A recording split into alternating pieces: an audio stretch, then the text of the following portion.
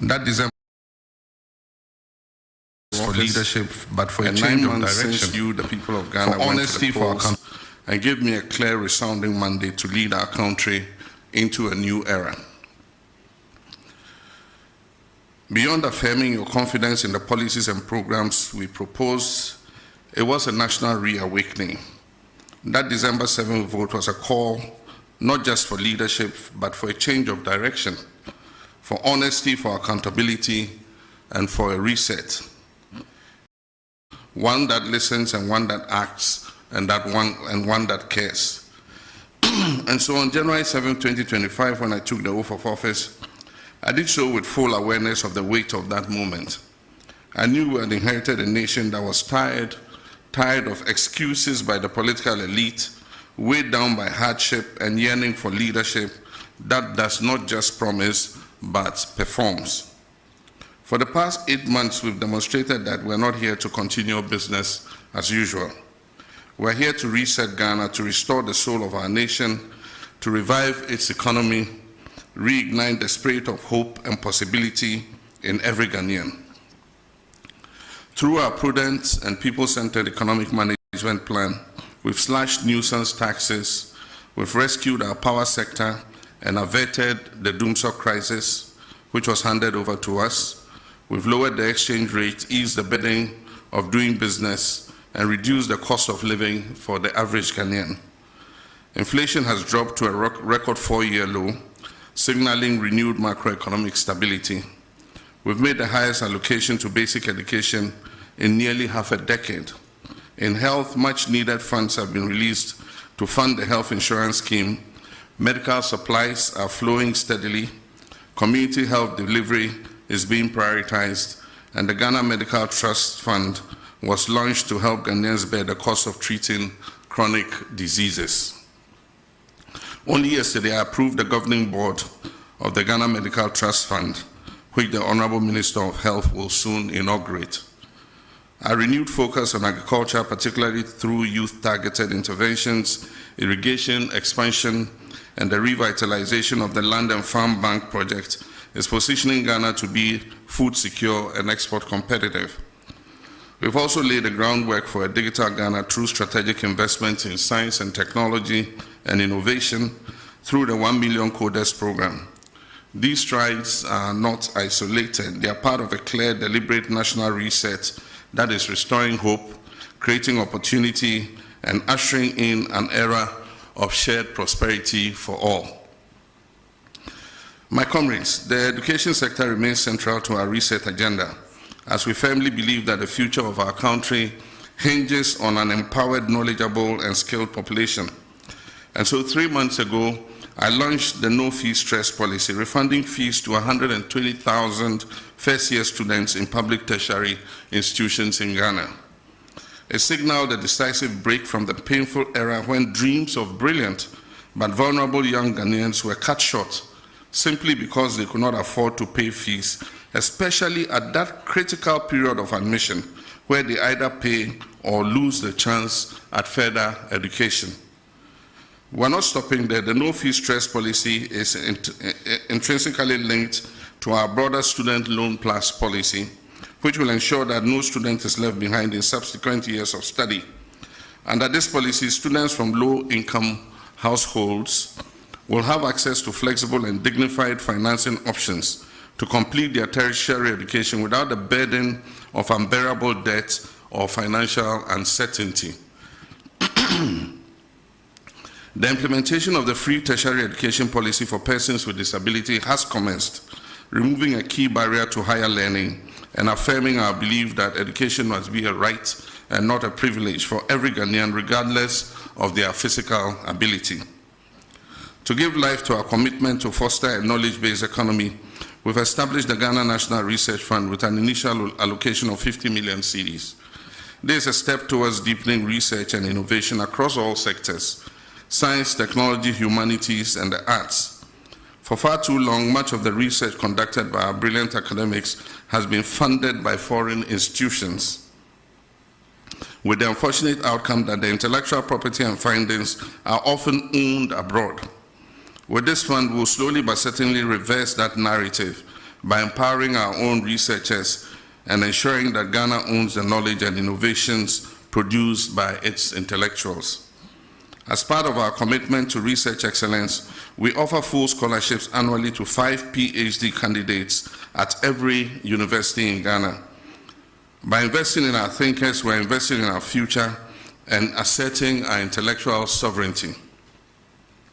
In furtherance of our commitments to inclusion and dignity, we have distributed over 6 million sanitary pads to our girl children in primary and secondary schools to keep them in school and help them end period poverty.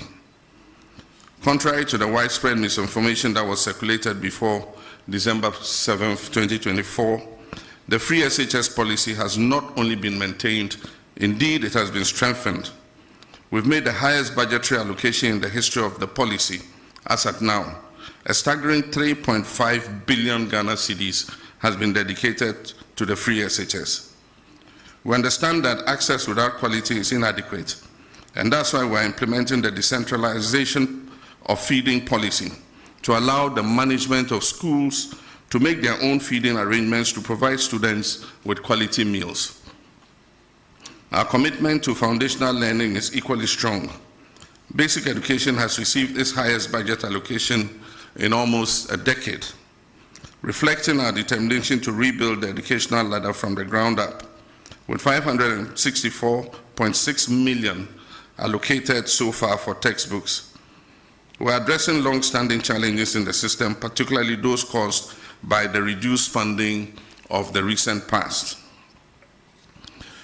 Fellow countrymen and women, we've also turned our attention with equal urgency to the health and well-being of our people. In 2025 alone, the national health budget increased by 13.4%, rising from 15.6 billion Ghana cedis to 17.8 billion cedis, one of the most significant increases in recent years. This bold step reflects our recognition of the urgent need to strengthen Ghana's healthcare system in the face of both domestic demands and global health risks. We've uncapped the NHIL and made 66% increase in funding to the National Health Insurance Scheme from 5.9 billion Ghana cedis to 9.8 billion Ghana cedis in 2025. This is not just a budget line, it's a life-saving commitment. These funds will help expand coverage, improve claims processing, and ensure that every Ghanaian, especially the poor and vulnerable, has access to affordable quality health care. The sudden withdrawal of 156 million in US aid health support, which previously sustained critical programs in malaria, HIV and AIDS, and child health, presented a serious fiscal and public health challenge. In response, we have readjusted our domestic expenditure priorities and ensured that the domestic safety nets are provided to cover the gap that occurred. To further bridge access gaps and enhance service delivery, government is investing over 2 billion Ghana cedis in healthcare infrastructure between now and 2028. This includes an initial 200 million cedis allocation in the 2025 budget to accelerate construction, expansion, and modernization of hospitals, clinics, and health centers nationwide. Whether in remote rural communities or high-density urban centers, our aim is the same: a health facility within reach of every Ghanaian. Cabinet is awaiting a report from the Honorable Minister of Health on the status and stage of completion of the Agenda 111 hospitals to determine a way forward for their completion. Our approach to economic management goes beyond improving the macroeconomic indicators. It's about making, and that is why I take pride not only in the clear signs of recovery and stability, but in the direct relief Ghanaians are experiencing from our economic policies. Today, we're seeing a stabilization in the price of goods and services, with inflation dropping significantly from 23.8% in December 2024 to 11.5% in July 2025, the lowest inflation rate recorded since December 2021. But this isn't just about numbers, it's about being felt across markets and homes. The prices of key commodities are falling, and for the first time in years, brands and businesses are actively advertising their price reductions, a sign that recovery is not only real but tangible. Official trade associations have presented data to Parliament that shows that up to 4,500 different items on the market have seen varied price reductions. We've stayed current with our bond repayment obligations. In a significant endorsement of Ghana's economic recovery efforts, global credit rating agencies, S&P Global Ratings, have upgraded Ghana's country credit risk from junk to B- with a stable outlook, reflecting renewed investor confidence and the positive momentum in economic management. To maintain this positive momentum of our economic recovery, we're increasing Ghana's productivity through bold job-creating initiatives, and one of the most transformative among them is our 24-hour economy initiative, a policy that is designed to boost micro and small and medium enterprise, modernize agriculture, and expand employment opportunities across key sectors. This initiative is not just about keeping the lights on longer, it is about unlocking new shifts of productivity, widening access to jobs, and building a resilient, inclusive economy that works for all. Only yesterday, Cabinet approved for onward submission to Parliament the 24-hour authority bill. Already we're seeing key institutions take the lead in actualizing the 24-hour economy vision. The Ghana Publishing Company has transitioned to a full 24-hour operation.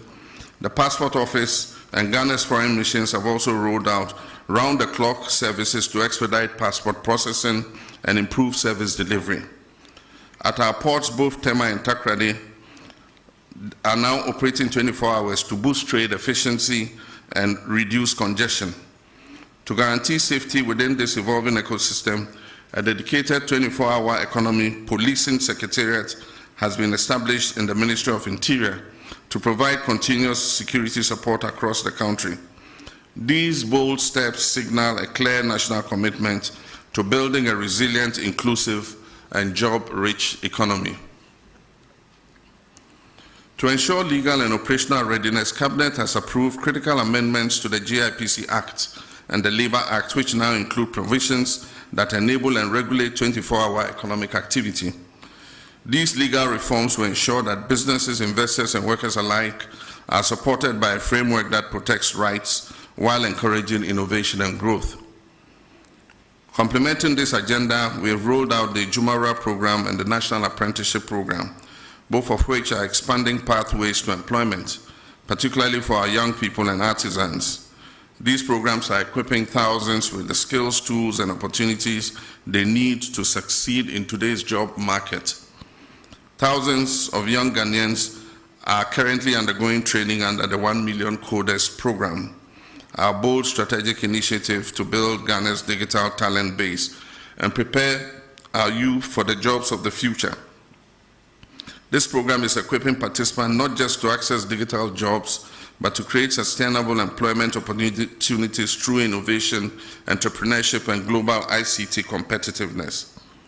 Additionally, in the extractive sector, the Gold Board is formalizing Ghana's gold trade. As of today, gold trading is a reserve for only Ghanaians. This strategic move will help maximize national benefits, enhance transparency, and ensure that the wealth generated from our natural resources is reinvested in our communities and national development. We're also taking decisive action to protect our environment and natural resources from destruction. A dedicated national task force is currently in place, actively combating the menace of illegal mining.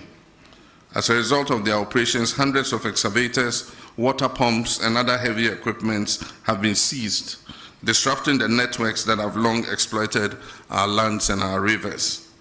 In addition to enforcement, we are reclaiming what has been lost.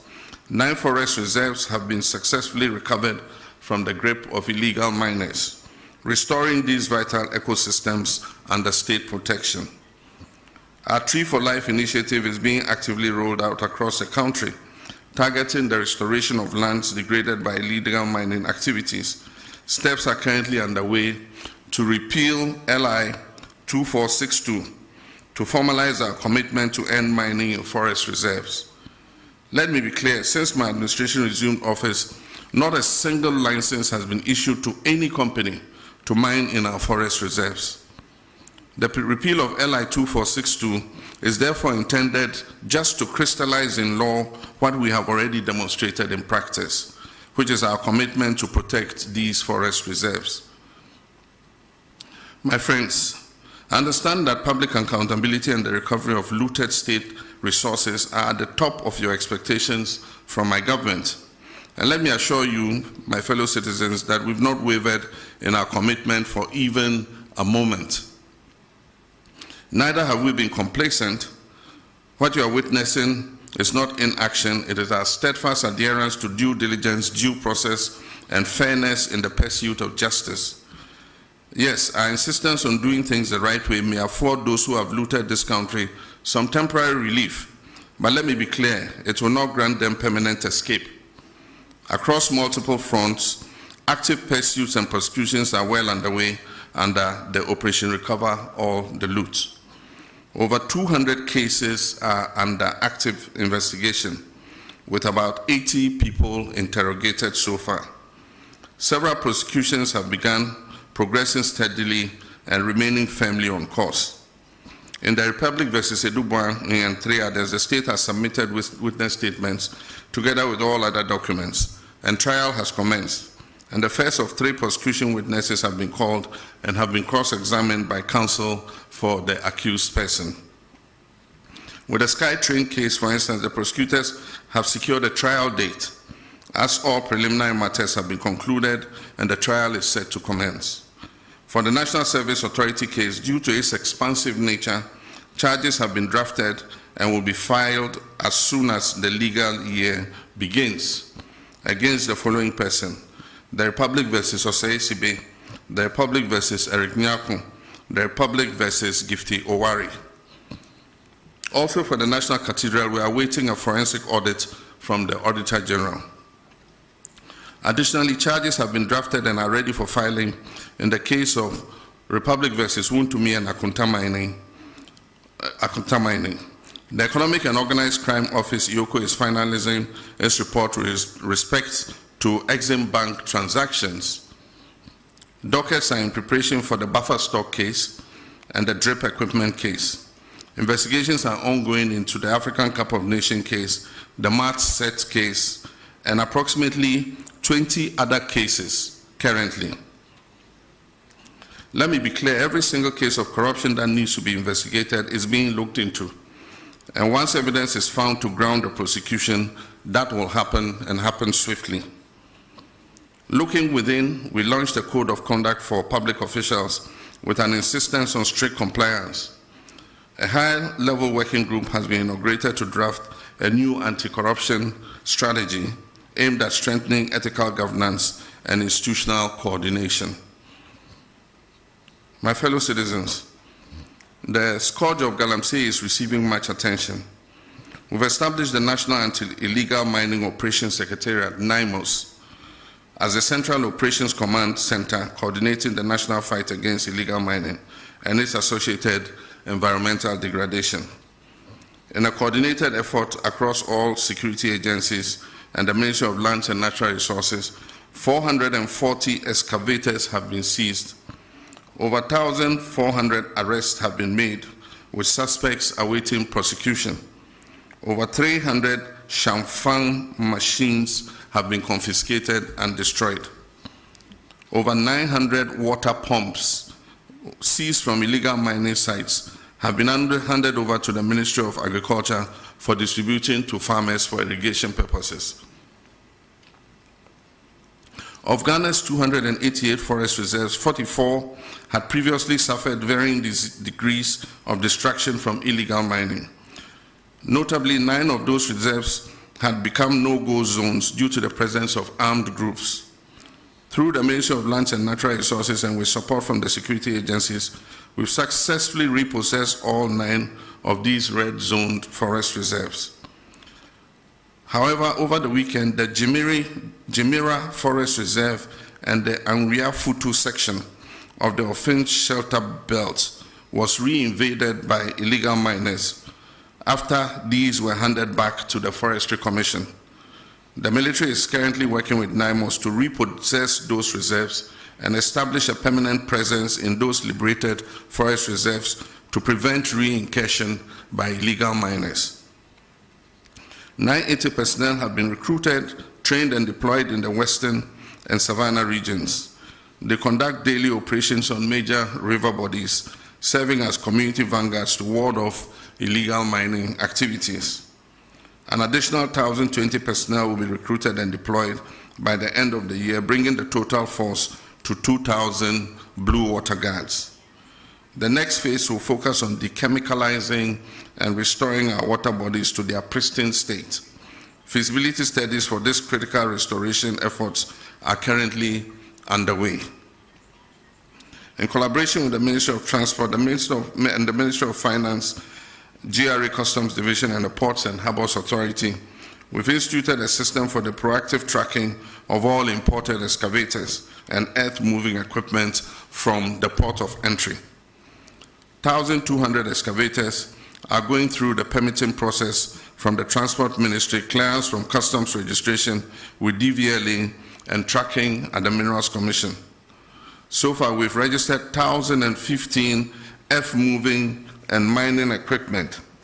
647 have been registered and fitted with tracking devices. There are an additional 600 equipment at the port awaiting clearance. An additional 350 tracking devices are expected by September 12, 2025 to enhance this monitoring effort. The Constitutional Review Commission is actively engaging stakeholders across the country, gathering views on how best to shape the future framework of Ghana's democracy.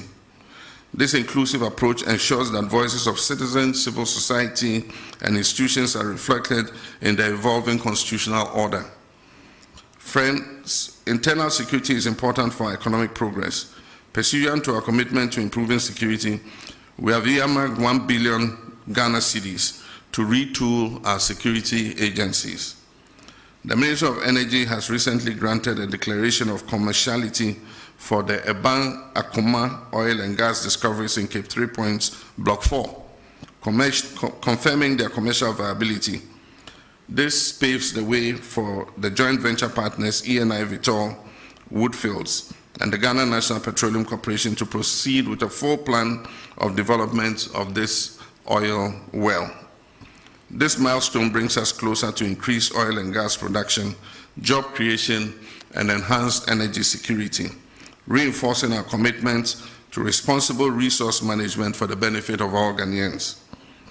We've also approved the construction of a second gas processing plant, GPP2, to double our national processing capacity and set the stage for cheaper, cleaner, and more reliable power generation. This landmark project alone is expected to save the country close to $500 million every 2 years by drastically cutting our reliance on expensive imported liquid fuel. Beyond the cost reduction, it is projected to create over 1,000 direct and indirect jobs, fueling both industry and livelihoods. We can all attest to the fact that the looming threat of doomsday we inherited in January this year has been averted. Through strategic interventions and swift action, power supply has remained stable across the country, ensuring uninterrupted electricity for households, businesses, and essential services. We've made significant strides in restoring fiscal decentralization. In the past 8 years, only 40% to 50% of the District Assembly's Common Fund was reaching metropolitan, municipal, and district assemblies, constraining their capacity to deliver local services. Our government has reversed this trend. District assemblies are now receiving 80% of their allocation directly. Of the 7.57 billion allocated for DACF this year, approximately 6.1 billion has gone straight to local assemblies, with a minimum of 25 million allocated to each MMDA. Already the first quarter disbursement of 987.97 million has been released to kickstart district-level development. To ensure focused impact, Cabinet has approved expenditure guidelines for the districts. 25% of the fund is to support design and construction of what we call 24-hour economy model markets. 10% is allocated for health, with a minimum of 2 CHIPS compounds per district. Education, 1 kg, 1 primary, 1 GS block, potable water, at least 10 boreholes, environmental sanitation and school furniture. 7.5% for MMDA administration, monitoring and evaluation, and 20% is allocated to finish and finished legacy projects. Simultaneously, all statutory funds such as 2.03 billion to the National Health Insurance Fund and 2.71 billion to GET Fund, covering NHIS arrears and free SHS, have been released in full, underscoring our commitment to public service delivery and local empowerment. Next week, I'll cut the sword in 3 locations to signal the start of the Big Push program. The first phase, understandably, covers mainly the road sector. Everyone will admit that over the last 8 years, our road infrastructure has deteriorated remarkably. This year alone, almost 14 billion Ghana cedis of our oil and gold revenues have been earmarked for the Big Push program. Critical road projects such as the Ofankor and Sawam roads, which were chronically underfunded, have been transferred under the Big Push program and recently received a release of almost 1 billion cedis to ensure speedy completion by the end of second quarter of next year. My media colleagues, our reset agenda remains on course, and I've remained unwavering in my commitment not only to the promise I made to you in the run-up to the 2024 elections, but to the principles of honesty, transparency, and probity and accountability that define good governance. I'm resolute in laying foundations for economic recovery, resetting our institutions to reflect the demands of modern governance and enhanced service delivery for every Ghanaian. I'm driven by a deep determination to see the dreams of our forebears for an economically independent and self-reliant Ghana realized in our lifetime. I'm equally determined to restore Ghana's rightful place as a respected voice and actor on the global stage. With your continued trust and support, I'm confident that we will not only meet these goals, but also build a nation that serves the hopes of this generation and the aspirations of generations yet unborn. May God bless us all, and may God bless. Thank you very much, Your Excellency. At this stage, we will delve straight into the question and answer session, which will be guided by the following rubric. There will be 1 question per questioner, and this is to ensure that we maximize the time. This program is supposed to last for 1.5 hours, and we are due to leave here at 9:30. I would also entreat you to avoid lengthy preambles to questions so that we can afford as many of you the opportunity to ask questions. There will be 5 batches of questioning with 4 questions in each batch. 2 microphones will be placed on either side of the middle row to enable these questions to be asked. So at this stage, I'll call on the ushers and stewards to position the microphones so that the questions could be asked. Okay, so the gentlemen on either side of the middle row are with the microphone. So if you want to ask a question, please put up your hand. You catch my attention, I will. All right, so we have the president of the Ghana Journalists Association who is supposed to embody your collective aspirations. So I would accord him the courtesy of asking the first question. So Mr. Jumfor, you may ask the first question. After which I see Kojo Prekodankwa, and then Eko Moses of Bloomberg. And then one lady in the middle to bring the number to 4. Mr. Jumfor, you may ask your question, please. Thank you, Honorable. Mr. President, thank you so much for this opportunity. And having been given the opportunity to set the tool for the media encounter, permit me to commend you for availing yourself for this media encounter for your commitment to transparency and accountability. Your willingness to face scrutiny just 8 months into your term set a commendable example of good governance. We also wish to commend you for your assurance and firm commitment to safeguarding the safety and protection of journalists across the country. Now my question, Mr. President, as you may be aware, remuneration and general working conditions in the media are not the best, especially in the state-owned media, which falls under the authority of government. This situation is a key factor in our low ranking on the World Press Freedom Index under the economic indicator. What measures is your government putting in place to improve working conditions in the state-owned media and also to provide relief for those in the private media? Also, assault on journalists are on the rise.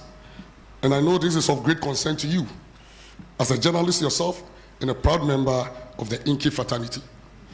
The Ghana Journalists Association would therefore like to know what your government is doing to address this disturbing trend. Thank you, Mr. President. Thank you very much. Kojo, you may have the microphone now.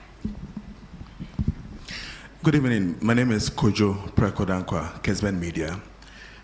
In your remarks, you did touch on the issue of mining, and I want to commend your government with the achievements you chalked. But recently, we heard that Ghana Water Company is proposing almost about 280% increment in tariffs. One of the major reasons they raised has to do with Galamsey and how it is affecting them to get us good or potable water. In this way, I would want to ask, Mr. President, would you then consider the argument that we should have the state of emergency when it comes to illegal mining? Thank you. Thank you very much, Kojo. I believe I called the Moses of Bloomberg. Yes. Your Excellency, thank you very much. My name is Akol Moses, a correspondent of Bloomberg. Your Excellency, Ghana's economic indicators have turned into a positive trajectory, and buoyed by the ratings you also referenced and investor confidence. Do you think that that gives enough scope for you to go back to the international capital market, maybe for your first Eurobond after the defaults? Thank you. Okay, so we'll take the final question in this batch from the lady whose hand is up.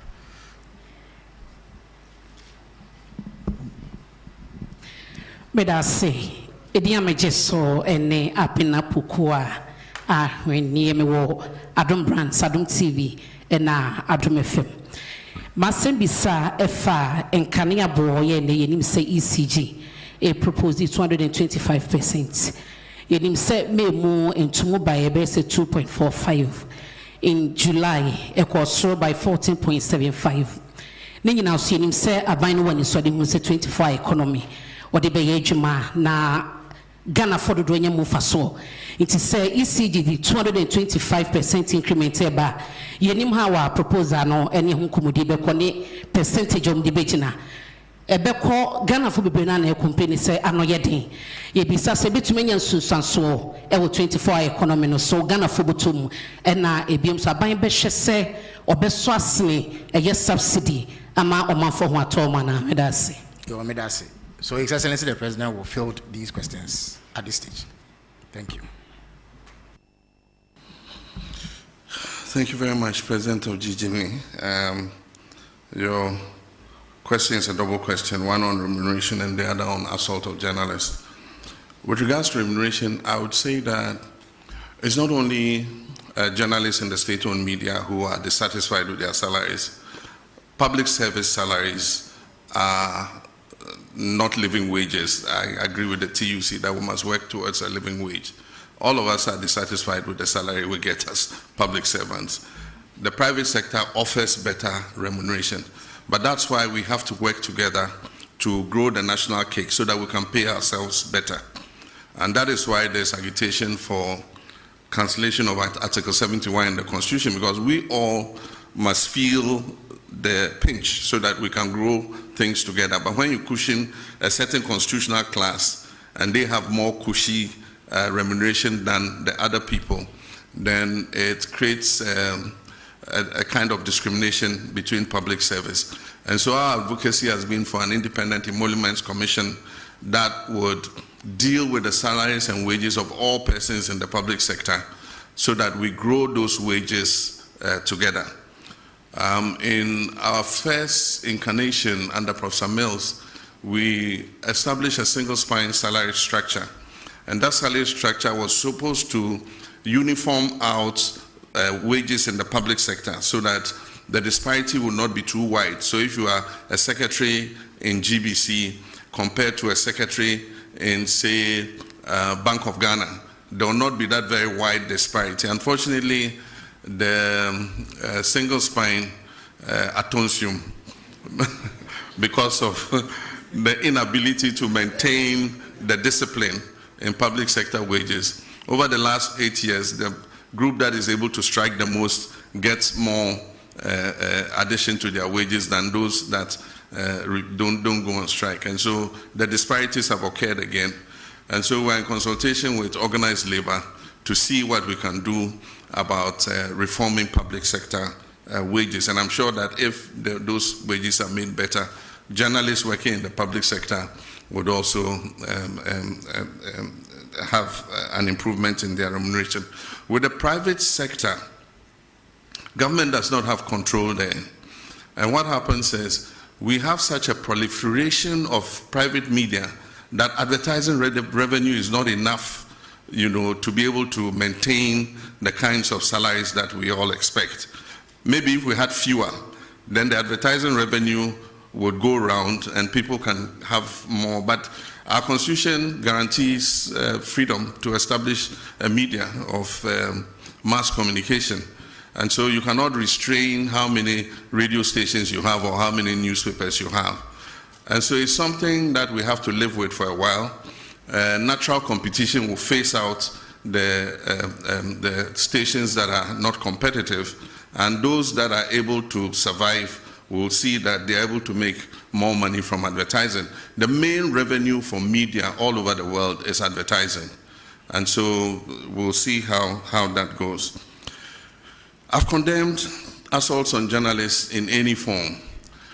Journalists are doing their job, and their job is to bring news to the doorsteps of our people and to inform them, educate and entertain them. And so at every event you will have journalists there. Unfortunately, some security personnel have developed a penchant for just harassing journalists. And so it's a matter of educating people. It's a matter of, sanctioning people who assault journalists. And I've been speaking with my president of GJA, saying that we're going to bring them together with the security agencies so that they must carry out an awareness amongst their people who provide security at events, that if you see a journalist at an event, he's also doing a job like you, the security person, are doing your job. And so you don't have the right to assault them or to manhandle them. And so we'll keep working at it. I mean, definitely, as a member of the GJA, a lifetime member of the GJA, there's no way I'll condone assault of journalists in any form.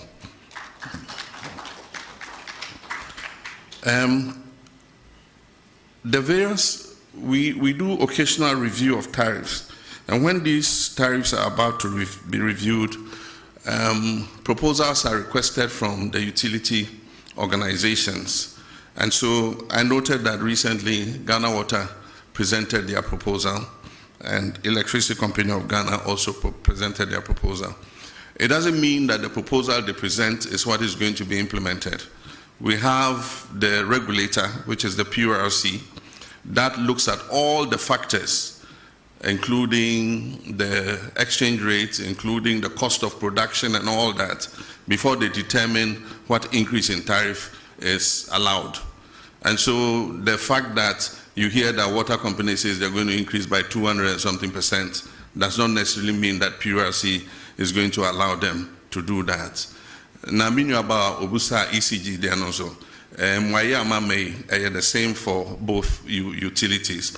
ECG so I propose 200 and something percent, but I know interest PURC budget to say omuntimi ento electricity tariffs musa ombehwe enyoma eko electricity production mu to say fuel ne saa nyoma ni nyina ansana omahwe senya omo de tariff ne besi na emrepi no adekronti a ye tariffs akosro ne se nipa bebre entua enti wo hwe ECG say a ye ka say commercial and technical losses are almost 42%. Just say of electricity almost ton no omutimi eje eho aketua of only about 58%.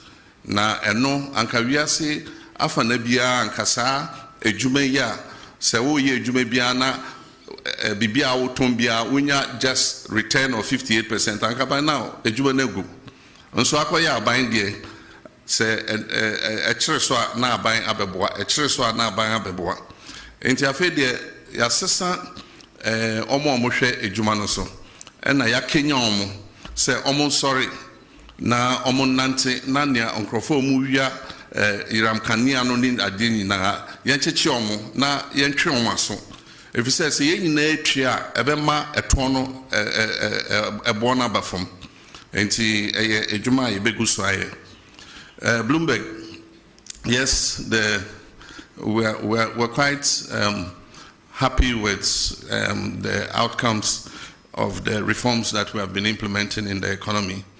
And we have survived without going to the capital markets. We've survived without borrowing. Who could have thought some years ago that Ghana's economy could be run without going to the external market to borrow? And yet, we've survived. And so we shouldn't be in a hurry to go back to the capital market. All we've done is to reorder our expenditure and push funds to areas that are of priority. And so that's all we've done. Fiscal discipline, not spending money on wasteful, political interventions and all that. And that is already showing the successes in the market. I mean, we've gone from negative 3.4% on the primary balance to positive 1.1 as at now. And by the end of the year, we'll achieve the target, I'm sure we'll overachieve the target of positive 1.5. And so it's all about discipline in expenditure. And so for me as the president, I would not favor a quick return to the international capital market. I think we should go like this for a while and consolidate the economy before we look at external financing. Thank you. Thank you very much, Your Excellency. Now, having taken a set of questions from this side, I would go to this side and take 4 more questions. Kamini, you may have the first shot. Mr. President, it's Kamini Amano. I'm the host of TV3's Hot Issues. We look forward to your return to the iconic show. I want to talk about the local currency, the cedi. In the second quarter of the year, we saw a very bullish rise in the value of the cedi. We are not seeing the same in the third quarter. So far, we are told that it's lost about some 13%. When it was on its rise, the IMF had warned that the country was over-interfering, which is why we were seeing the performance. My question tonight is, Mr. President, did you manipulate the performance of the cedi? Is that why we are seeing the cedi fall as quickly as it is today? How do you explain this decline in value in such a short period of time? And what's the plan to revive it? Thank you very much. Nana Mejakwa has the floor. Patron Nana Mejakwa, Nia TV. My question is oral. I'm saying, Mr. President, what can PFA oral? Now, the last accountability series, Attorney General, a statement in Pesemi Redi Kakrami quoting Kakranami to us with I wish to remind you of the fact that when I announced the Kwabena Edubwahi investigation, I was blunt in stating the fact that I am open to engaging in plea bargaining with those who have been investigated and found to have looted or stolen state resources. I mean no words about my intentions and will therefore not shut the door to any accused person willing to enter into negotiations with my office for purposes of reaching a plea agreement. Yenim se ya criminal and other offences procedure amendment act 2022 plea bargaining. But my question is say fight corruption. As Attorney General, State Attorney say we be na upon the ato honomwa. Say we loot state resource and as a fund bra. Then we may negotiate. Doesn't mean say we beti say sikana me fire no me tuya ye jai no ana and they were honomwa na. Me question no. That's it. Justice from Shinhua News Agency. Thank you very much, Mr. President. My name is Justice from China State Media, Shinhua News Agency. Looking at the global trade crisis that was ignited by the United States President, people have been wondering what countries like Ghana would be doing as a response. But we realized recently that the Chinese government has actually granted all African countries a zero tariff into their market. What will Ghana be doing to take advantage of that for our trading to be boosted as a substitute to what we may have been losing from the United States side? Thank you. Before I take the final question from here, let me indicate that we are joined by journalists from across the regions through the power of technology. So as and when the technical folks sit down me, I would ask them to also contribute to this question and answer session. Alfred, you may have the last word in this batch. Thank you. Good evening, Mr. President. My name is Alfred Okanse. I work with TV3 as part of Media General. Just on the back of the oral question that was asked by a colleague of mine, over the weekend we had the General Secretary of your party indicate that there are some NDC lawyers who are cutting deals with some persons who are standing trial for acts of corruption. Is this statement one that you're minded by?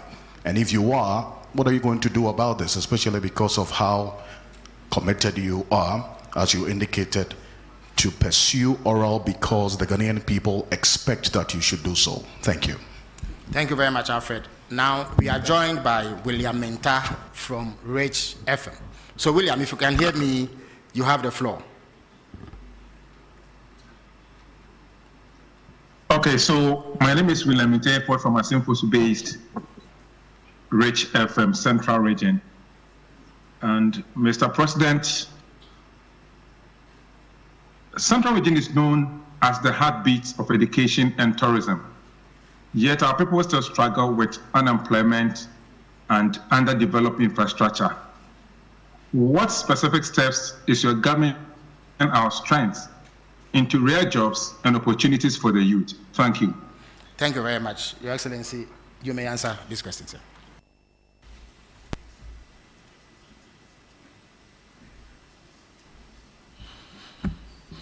Thank you very much. The first question is about the rise in the value of the city. We recognize a very steep appreciation in the value of the city in response to the reforms that we were carrying out. And for those of you who listened to me, there was one occasion where I said, people were asking whether it will go below 10. And I said, it is dropping, but it will find its true value. It was undervalued at 16, and it probably is overvalued at 10. But somewhere between there, we have the real value of the city. And so I believe that it is about stopping rapid depreciation of the currency. Almost every currency would realize either depreciation or appreciation in the course of a year. But when you have steep depreciation of about, like we had in 2024, 25% depreciation in the currency in the first half of the year, it makes planning difficult. And so yes, Bank of Ghana has been intervening in the forex market, but they've withdrawn. And what happened was that because of the rapid appreciation in the value of the cedi, we saw an exponential increase in imports, because then people could buy cheaper dollars and so they could import more, which is a natural economic phenomenon. But on the other side, exporters are not happy because they get less cedis for what they export. And so every country tries to find out a balance where exporters are able to do good business and importers are not overburdened by high forex rates. Where that lies, I don't know. I'm not a central bank. But the cedi is making an adjustment, and I believe that it will settle at a certain rate, and we will make sure that any depreciation that occurs in the value of the cedi is within a margin of about 5% per annum. That is what we target. And so for now, there's still speculation. It's also coincided with a period where we saw a reduction of 50% in remittances, because citizens in the diaspora were taken aback by the rapid appreciation of the cedi. And so if somebody was building a house, if he was going to send $100,000, it meant that he was losing a certain percentage of that 100,000. And most of them would decide to adopt a wait-and-see attitude and say, oh, no, as for cedi, it's not possible that the cedi can regain its value to that extent. By all means, it will go up again. So I'll hold back my remittance until the cedi goes back up. So we saw a 50% reduction, but there were also some other factors. There were some money transfer companies that were collecting cedis abroad and not repatriating collecting dollars abroad and not repatriating the dollars. There were other which we're investigating. There were other cases where people applied through the commercial banks for foreign exchange to cover imports, and those monies are transferred to pay for imports, but the imports never came into Ghana. And we've studied a period of 4 years, and over the period of 4 years, about $42 billion was taken out of this country without the corresponding imports coming into the country. And so we started sanctioning some banks, and soon we'll start interrogating some individuals who ostensibly took money out against imports but never brought those imports. We want to know what happened and if there was wrongdoing to sanction whoever it is. While we work to stabilize our economy and improve the value of our currency, we must protect that currency, because a strong cedi is good for all of us. But when that happens, some people try to take advantage of it. And I think that we should all condemn anything like that. FR investigations now with regards to oral. Senya Okayano, MPP address almost the Nshishebi by IMRA se abani wudi FR case bi ho se ebia wa Fiscal na bibia. Or akwenya ubetimi aka se yo ene aban case na mode kwedu amode bomeno me san de sika na se agudie bia na se bibia mode bomi kwedu no me san de aba se ne be ya momfa me nkoto how do they call imprisonment efiase momfa me nkoto efiase.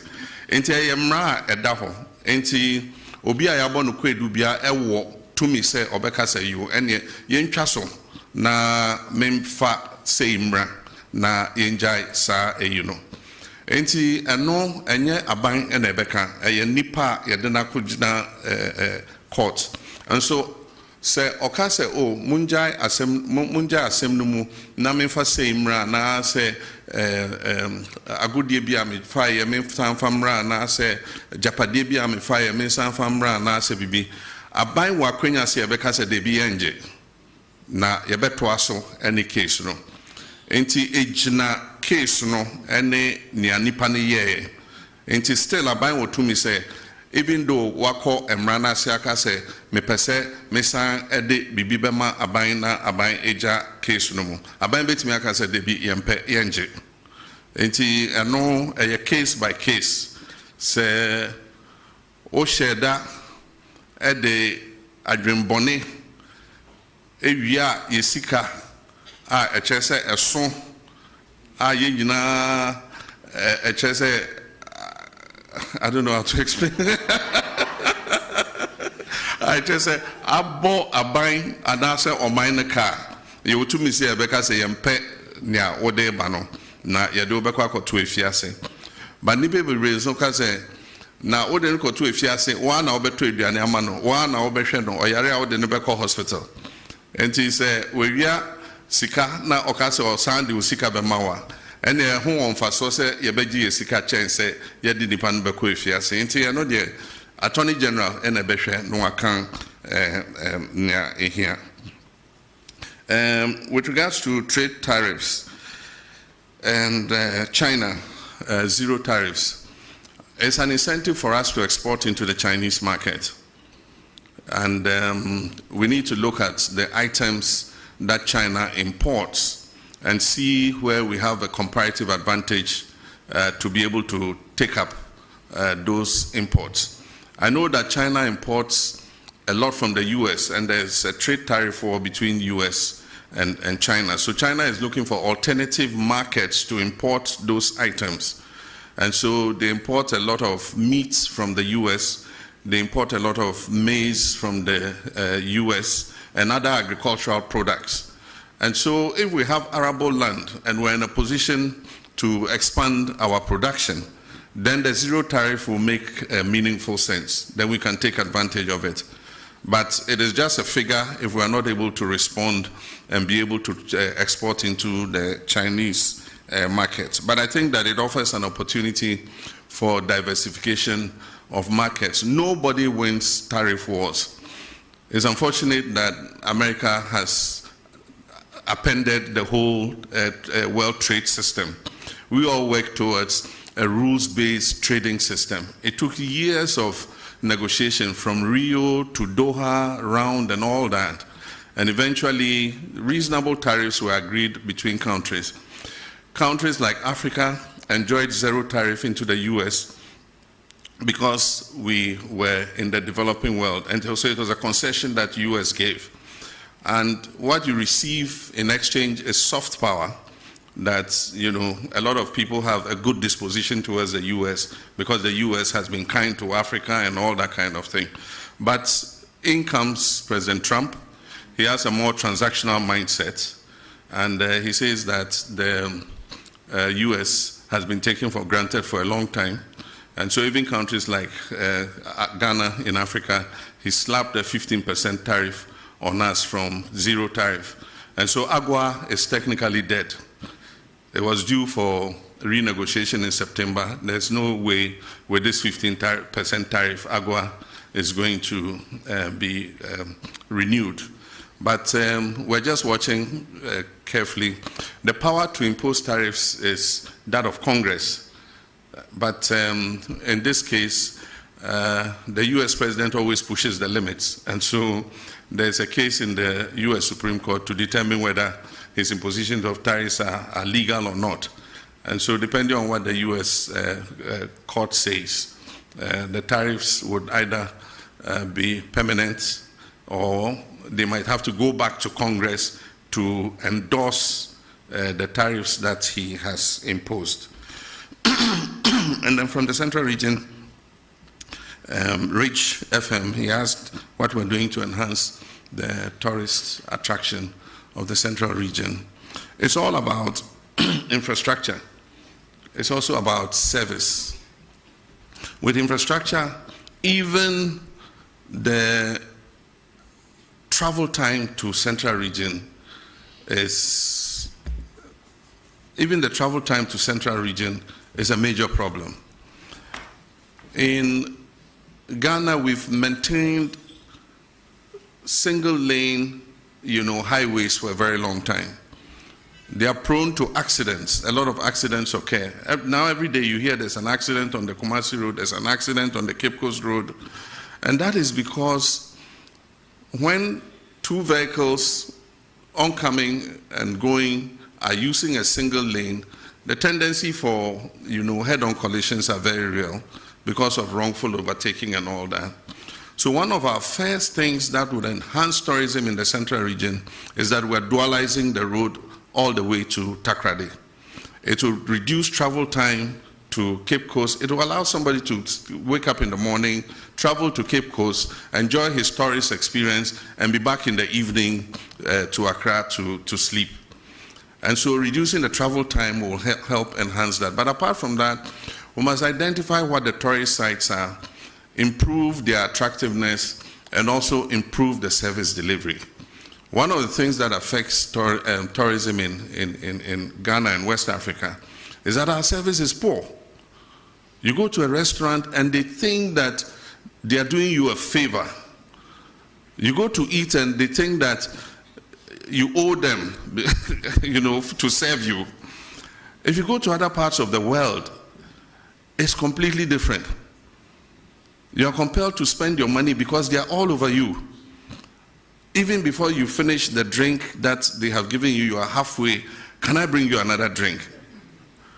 And if you are the shy type and things, you always say, oh, yes, yes. And you forget that you have to pay for it. And so we must improve our service delivery. Owners of services must take professionals who know how to be courteous to customers, to know that we are in this job because you've come here to eat, or you've come here to do this. And so that's one of the drawbacks of our whole tourism experience. And most times you spend so much money, set up an establishment, instead of going for professionals, you go and haul your relatives from the village to come and serve people.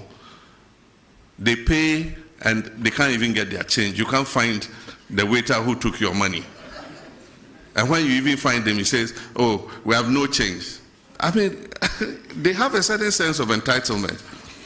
And so until we reform all these, and it's an attitudinal problem, until we reform all these, and people who own these establishments make sure that service delivery is at near 100%, we would not be able to attract enough tourists into our country. We have a beautiful country. People come and, they just say, look, this country is good. But if you hear a lot of the feedback and you say, oh, but what is negative about it? Oh, your service is not the best. Always, that's the feedback that comes. But the government will do its part. Government has the responsibility for making sure the infrastructure is good. And we're starting with the road, making sure that we dualize the road all the way to Cape Coast and Central Region so that people can travel easier to go and enjoy the tourist attractions there.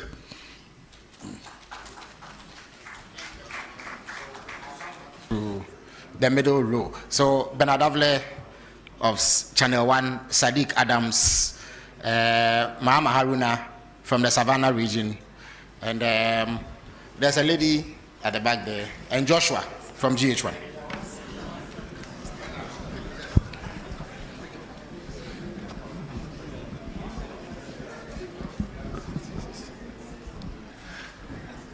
Thank you, Felix.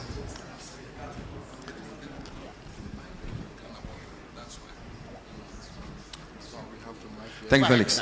Before my question, I'd like to indicate that there was a question on Galamsey, which I believe has... Yes, I just prompted His Excellency, and he will deal with it. Yeah. Thank you very much. So, Mr. President, thank you for this opportunity. We are told democracy thrives on checks and balances and separation of powers.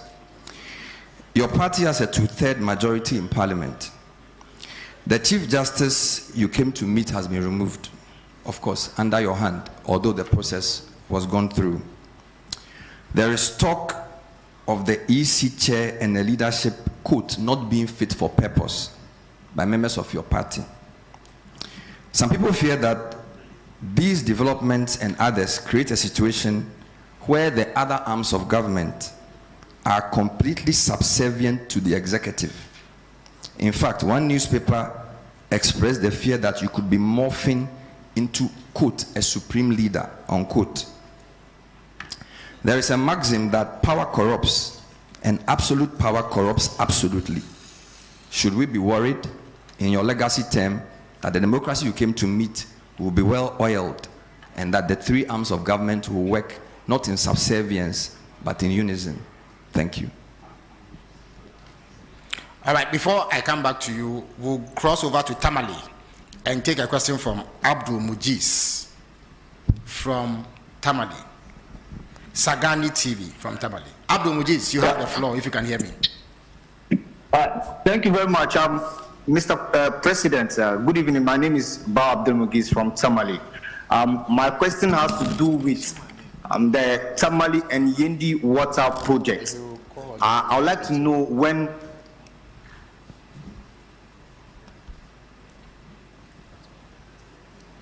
Well, we seem to have lost Abdul, but I think I can continue for him. He would like to know when the Tamale and Yendi water projects will be executed. Yeah, Sadiq, you have the floor now.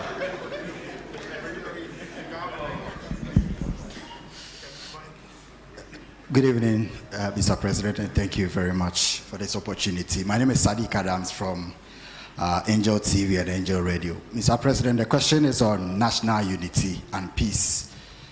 There has been a recent spate in social media accounts created by unidentified people purported to be representing ethnic and tribal groups. We have seen some vile attacks, pockets of that on social media, TikTok, and some of them in real life.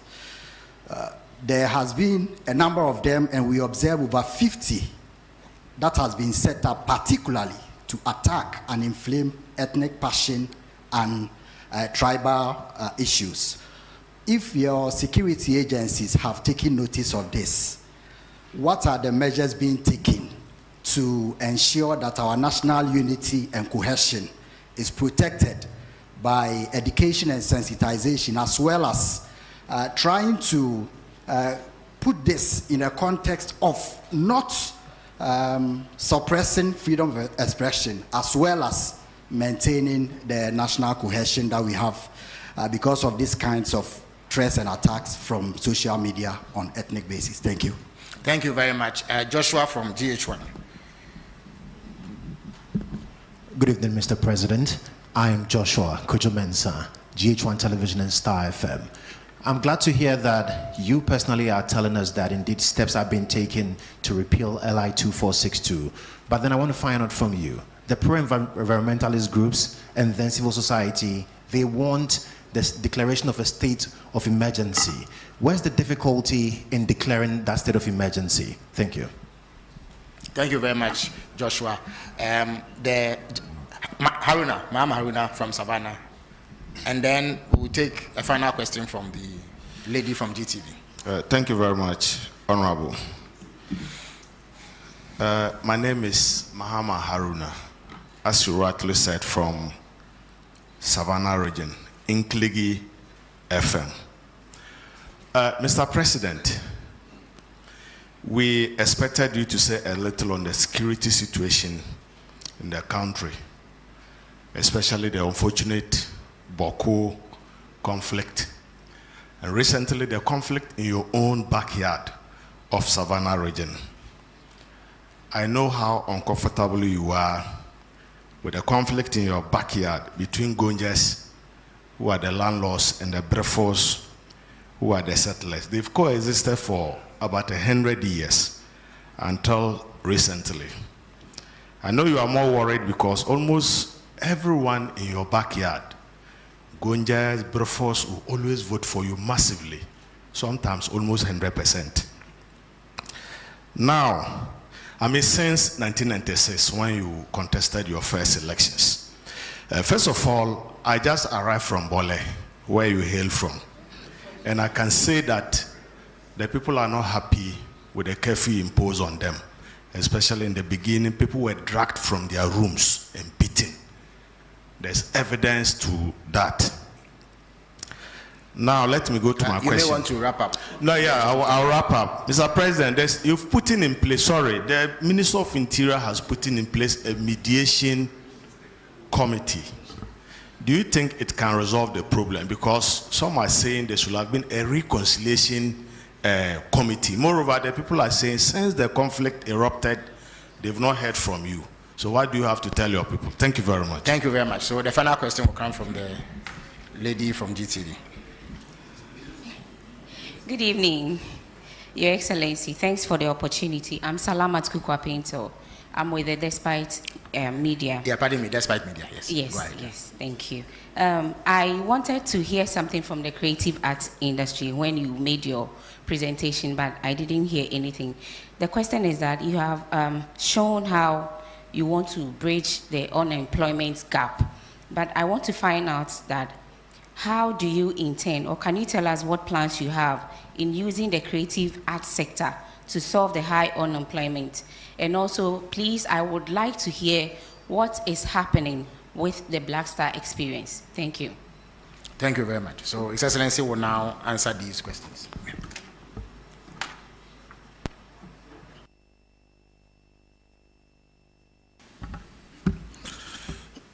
Thank you very much. Let me first apologize for missing one of the questions, and that is the accusation that there's interference in terms of the oral investigations. I would have very conveniently said the General Secretary himself is here, and so I'll call him to present his evidence to the public. But I can assure you that there's no way anybody can interfere. I cannot be in people's mind to stop them from attempting to interfere, but I am responsible for making sure that that interference comes to naught. And so I closely monitor. I hold regular meetings with the Attorney General. He briefs me on the status of investigations. And so I'm confident that, the cases will go ahead based on their merits, and that nobody would have the opportunity to interfere. If anybody goes lobbying people or paying people to interfere, they probably are just throwing away their resources. All cases will be investigated and come to their logical end. If people are exonerated in the courts, that's what justice is all about. We will do our part, and we're being painstaking in preparing the dockets, and that's why people are complaining that it's a bit slow. But you don't want to hurriedly take a docket to courts and have it thrown out on technicality, and that's why you need to make sure that by the time a docket is prepared and prosecution starts, you have a watertight case that will ensure that you get a conviction. And so that's the process that we're going through. There was also a question that was tied to water, but it also had to do with Galamsey. He says that the justification for water company asking for such a steep increase was because of the cost of treating the water. And I answered it in terms of the tariff, but not in terms of the Galamsey in the water. But in my statement, I indicated that we've just started with the Blue River Guards. We're training more and more of them. These are long expanses of water bodies. And so far, those we've trained are 600 and something. They are not enough to cover even the length of the Ankobra. And so as we recruit and deploy, because they patrol the water bodies, if they see any Shamfam machine on the water body, they seize it and we burn it, we destroy it. And so I gave you the number of Shamfam machines we have seized and destroyed. As we continue to increase the numbers of these Blue River Guards, I'm sure that we'll be able to cover the tunnel, we'll be able to cover the Pra, we'll be able to cover the Ankobra. And we hope that then we will start seeing, some reduction in the turbidity of the water. But even more than those on the water bodies, the destruction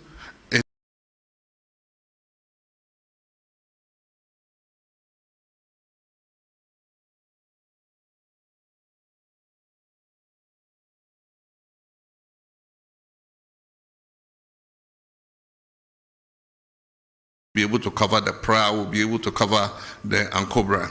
And we hope we'll start seeing of more is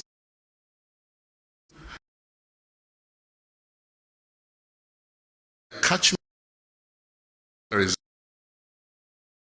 from the forest reserve. If you destroy the forest reserve, the river or the stream or water source will no longer exist. And so that's why at the beginning of the steps, and then we can stretch out to other areas. So Blue River water guards, we would see an improvement in the turbidity levels of the waters. Bernard said I'm in danger of becoming a supreme leader. Look at my face, do I look like a supreme leader? And that is to paraphrase Prof. Star Atamils, do I look like a cat hunter? Do I look like a supreme leader? I'm a Democrat true and true. And even when we attained 2/3 of parliament, I said that we're not going to use it to ride roughshod over the minority, and that we're going to give opportunity for democracy to flourish. And so we don't intend to use our 2/3 majority to steamroll our democracy. We believe that even though the people of Ghana gave us that overwhelming majority, it wasn't meant to turn Ghana into a dictatorship. They gave it to us in order that we could carry out reforms to make our governance better. And I think that we stand a very good chance with that 2/3 majority to finally move the amendments to the Constitution that we have all wanted. In the past, because of hung parliaments and all that, we couldn't make any progress, because there are some of those amendments for which you need an overwhelming majority. And so Ghanaians have given us that opportunity and say, look, go ahead and do these things so that we can have a better constitution that will take Ghana for many more generations to come.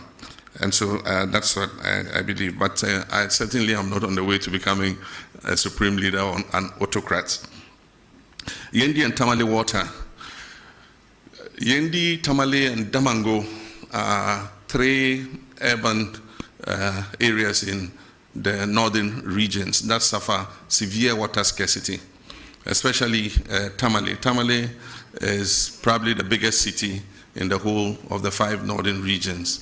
The population has been increasing rapidly, and the water system has not expanded as fast to meet the demand of a growing population. And so we have to urgently expand Tamale, Yendi, and Damango has become a regional capital. It has started growing very fast, and it faces a scarcity of water. The Tamale and Damango water systems are under an EU program, and recently when I went to Brussels, it's one of the things we discussed. There's funding available for those 2 water systems. And so because we have a cap on our credit, external credit, of $250 million a year, we have to find space within that to be able to accommodate Tamale and Damango water. But I want to assure you that they are priority projects for government, and we definitely would fund them and make sure that before we leave office, Tamale and Damango get sufficient water for those cities to thrive. With Yendi, we are placing Yendi under the Big Push program. And so we're going to fund it with our oil and gold revenues and establish an expanded water treatment system for Yendi. The budget statement is going to be read in November.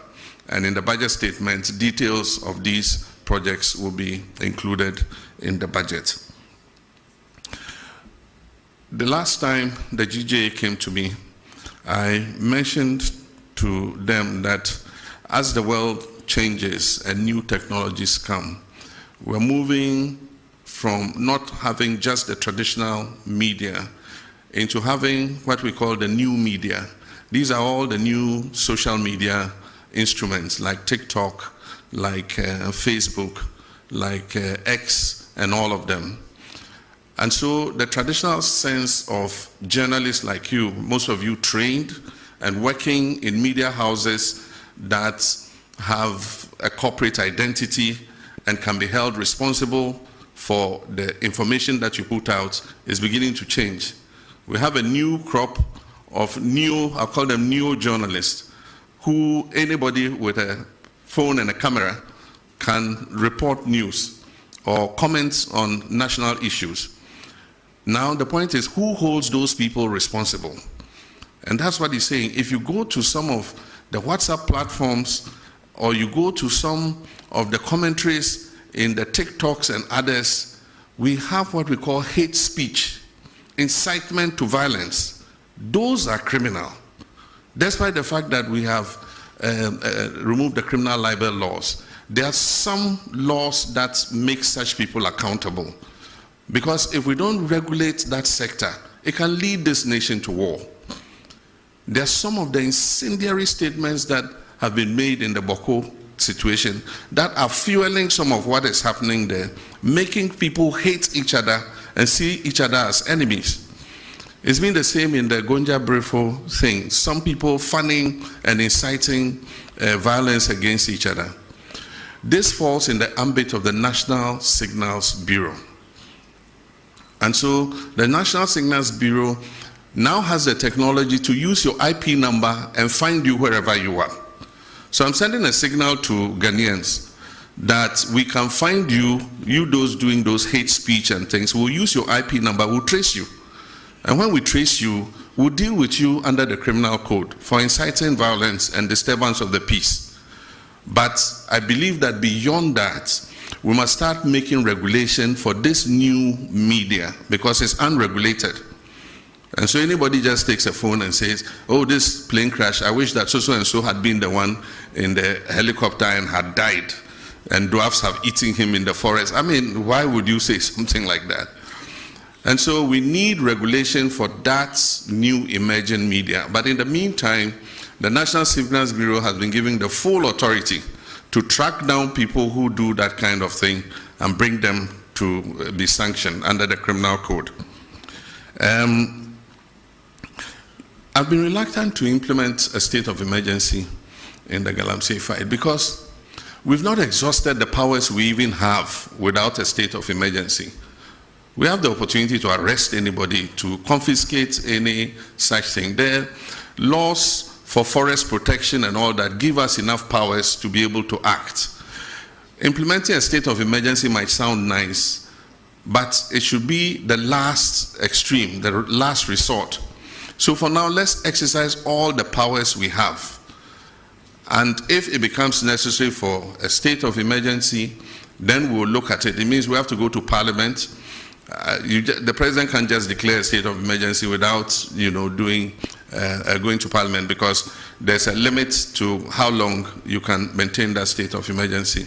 And so I believe that we still have leverage to continue to fight Galamsey without necessarily implementing a state of emergency. It means that we have to delineate the areas where the state of emergency is operational. And if you look at the area where Galamsey is taking place, it covers several districts of our country. And so we would do it if it becomes necessary. But for now, I think that we've given the security services enough powers to be able to deal with people who are found to be involved in Galamsey. With regards to the security in the Sola, Tuna, Kalba, and Bole districts, it was an incident over a small plot of land, like the land you put a container kiosk on. That's all. And it has led to over 30 deaths. Somebody has his house, and there's a land between the house and the street. And he wants to build shops on that land. And then there's a dispute with the chief. And then it leads to gunfire and then deaths. It's most unfortunate, like the questioner said, these are two groups that have lived in peace for so many years and are intermarried. There are people from one side who are married to their others, people from one side that are married to others. I, for instance, am such a mixture of people, I don't know who I am. Part of me is Vagla, part is Safalba, part is Gonja. I mean, quarter of everything. And so if my ethnic groups are fighting, it means my body should be fighting with different parts of my body, because I'm a mixture. My blood is made up of all those ethnic groups. And so it's most unfortunate. And so we've put in a mediation team. We mentioned the members. The two MPs are supposed to be ex-official members to work with the mediation team. if you look at the terms of reference in the mediation team, there's also reconciliation. And so even though we call it a mediation team, its terms of reference includes reconciliation. So we've given them the full authority to meet both sides, to perform purification rites, to cleanse the land of any blood that has been spilled and all that, and then to come out with recommendations how to improve relations between the two groups so that they live in peace. There are few feudal practices that have been complained about, where people are called to chiefs' palaces and shipped, or they are forced to give up their animals and things. We need to look at all those practices too as we go forward. We're in a modern society, and so sometimes some of these things we must take another look at them. I've been accepted by all sides. Indeed, sometimes my greatest supporters were people of other ethnic extractions other than my own Gonja extraction. I won elections not because I was a Gonja, but because of the person that I was, and I enjoyed a good relations with everybody. And so even though I haven't visited yet, I have not gone there yet because I want peace to have a chance, but I've been pulling the strings. I sent a delegation to the Yegbonra to prevent him from leaving Damango and going to Biniri, which would have escalated the conflict. And he listened to me as a father, and he refused to go. I stopped the Bolera too from going there. We gave the chiefs an escort to go and see the place where the incident happened. And I think that has lessened tensions. As I speak, we've given the security services the authority and the resources to begin to bring some of the displaced people back to their communities. And so we're going to work hard to make sure that we bring peace to Gonjaland. We need peace to develop. Our common enemy is poverty, it's not each other. Savannah is one of the poorest regions in the country, and so we must rather be fighting poverty rather than fighting each other. And the last one, the creative arts. The creative arts is one of the important sectors. What we notice is that the creative industry creates jobs faster than the traditional sectors that we have known. By the time the cocoa sector or manufacturing creates one job, the creative sector, digitalization, knowledge industry, arts and things would have created about 5 jobs. And so that's an area in which we have to continue to invest. And that is why we created them as a ministry together with tourism. The Black Star experience will take off. They've been working on all the foundational issues, and you'll soon see a sign of it. In the next budget, we're going to make some allocation for the creative arts, for the film fund, and to support Kuma Wood and all the filmmakers, to support the music industry, to support the arts and all that. We need to put our money where our mouths are. And I think that the creative arts are a good representation of our culture and who we are as a people. Thank you. Excellency, unfortunately, due to constraints of time, we would take a final round. So I will start with the gentleman from TV5 Le Monde, and then let me be inward looking and call GTV, who I superintend. I see Kojo Yangsen at the back. Let me come this way and call the gentleman from BBC, and then I'll give the final slot to a lady, the lady at the back. That would be it. Which of them? There are 2. No, the one in black and white, yes. Oh, they are both in black, incidentally. Well, one has more white than the other, so I'll call her. All right, so Le Monde, you have the floor. Good evening, and thank you for having me tonight. My name is Victor Cariou. I'm the Ghana correspondent for Radio France International, TV5, and Le Monde Afrique. These questions concern the diplomatic relationship between the United States of America and Ghana and Africa, and the deportation of migrants from the US to third countries in Africa. Your Excellency, with regard to this matter, how do you perceive the recent deal between the US and Rwanda, Eswatini or South Sudan? And also, has Ghana already received migrants from a third country deported from the US? Or if not, is Ghana considering doing so in the near future? Thank you. Thank you very much. GTV, has the floor now.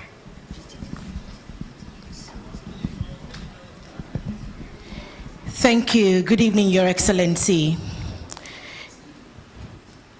You announced that the government will remove the minimum capital requirement for foreign investors under a revised Ghana Investment Promotion Sector Act during your visit to Japan.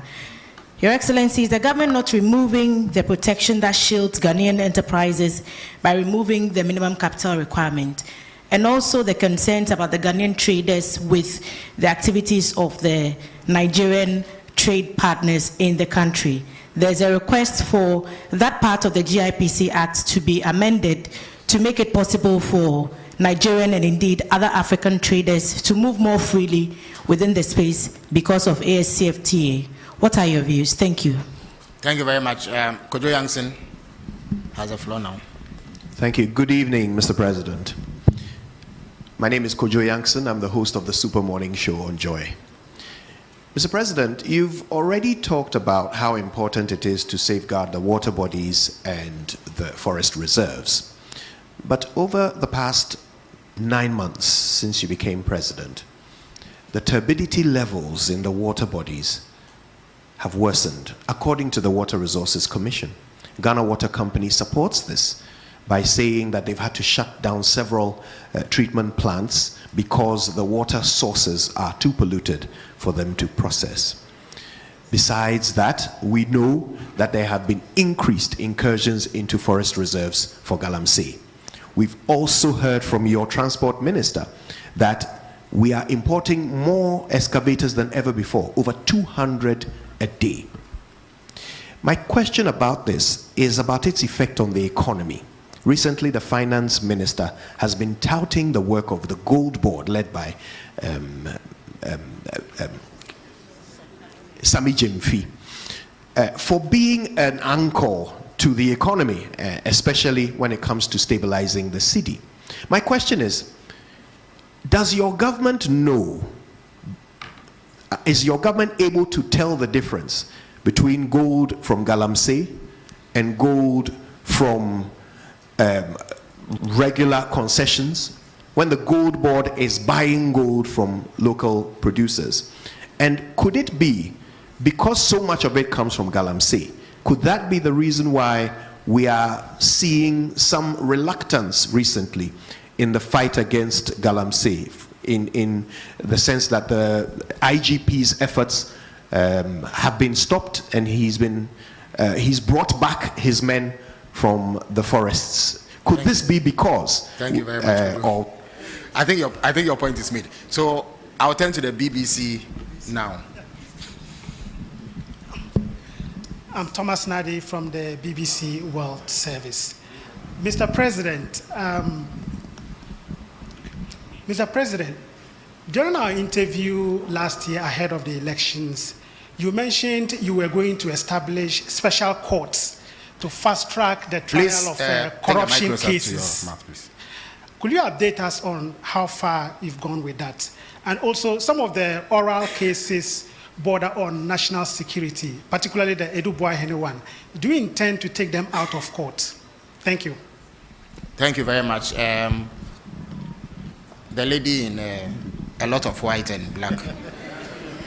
Good evening, Mr. President. My name is Bernice Abubeidulansa. I'm a broadcast journalist with GH1 Television. In your speech, you mentioned that you are committed to resetting institutions. But there are many Ghanaians watching us tonight who are either on the verge of homelessness or struggling to get money to rent, not because they don't have money, but because we are not sticking to our rent laws.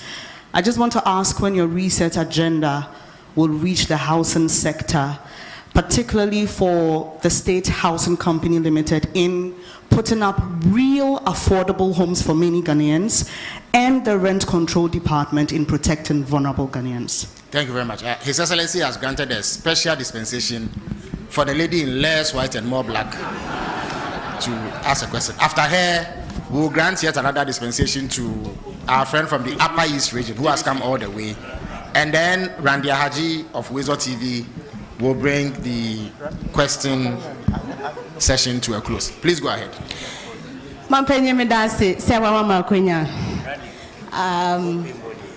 The question is today if you asema nti wa mfame de anke be ha me pa. Me pa cho. Me din Ede Monica is Anoba home-based television. Me pa cho wa bole bamboy tuna kalba ya kwan no enye ese ya che ye bre yetimi di 16 hours don shi dunsia na ye ndru fie ye bisa se mampanyi de na wo ye de amaye ye mu bia ye ntumi mfasore foma na ebefe ye ne den so bin so ene bamboy enko a yetimi di don shirim yenu ewo ho na ye mfiri mu enam so makwemu kan for me chere am robbers omunso afasa akwanya no so haye pa na musuo bo na okokase okofa state transport which is STC then edue because omono they drive with care and caution on kan ho kra and then na wunyandri obede nyane ada sori sa na ona si na tai wadaroma odi anka kwan ho nsem de nka ya ade pa na ye de na ye de wayi ye free musa da ben ene ye hwe wenim se obofia boy. So our friend from the Upper East region would have Upper West region. Is it Upper East? Upper East region, yes.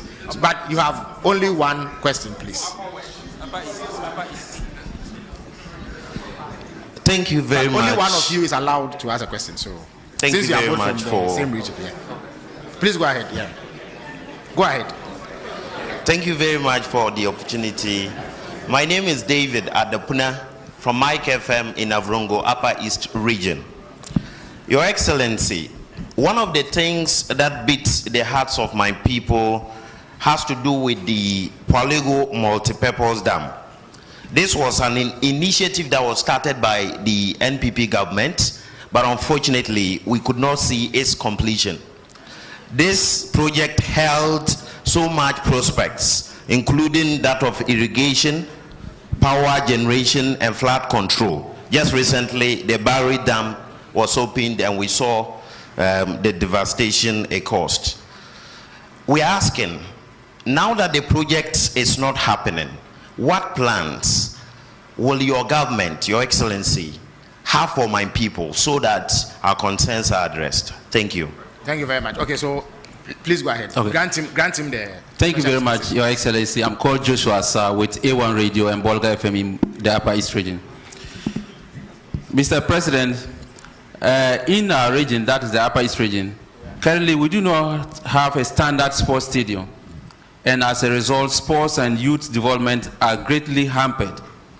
The only existing structure, which was built in the 70s to serve as a sports stadium, is no longer fit for purpose. What are the plans of the government to ensure the Upper East region has a modern sports stadium? Recently, we saw a young man who walked from Bolga to the nation's capital to solicit for a sports stadium. I don't know if the president is aware of this. Thank you very much. Thank you very much. So, Randy has the last word. Thank you, Mr. President. Please, Mr. President, I want to find out the latest updates on the Ghana's version of Ashigame proposed to be established at Aplawa. And also, per my last checks from the whole airport, there were plans to establish an aviation school. How far with that one too? Thank you. All right. Thank you very much. His Excellency will answer these questions.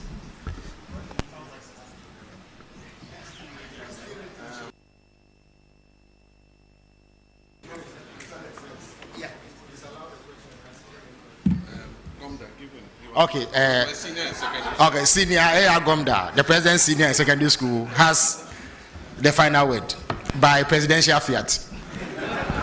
Please give him the microphone. Yeah.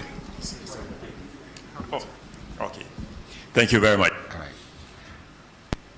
Excellency, your recent directive that 2 persons be investigated for their activities regarding Galamsey went down well with a lot of people, but so far we haven't had any outcome from it. Can you please tell us what is happening or what is going to happen? Thank you very much indeed. Okay, thank you. All right, thank you very much. Thank you very much. Senior, we used to call him Major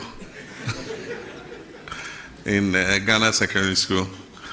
When I came to Form 1, they were in Form 3, Yeah, and he was, as a very little boy, and he was one of my protectors. He used to protect me from bullying, and that's why I gave him the last.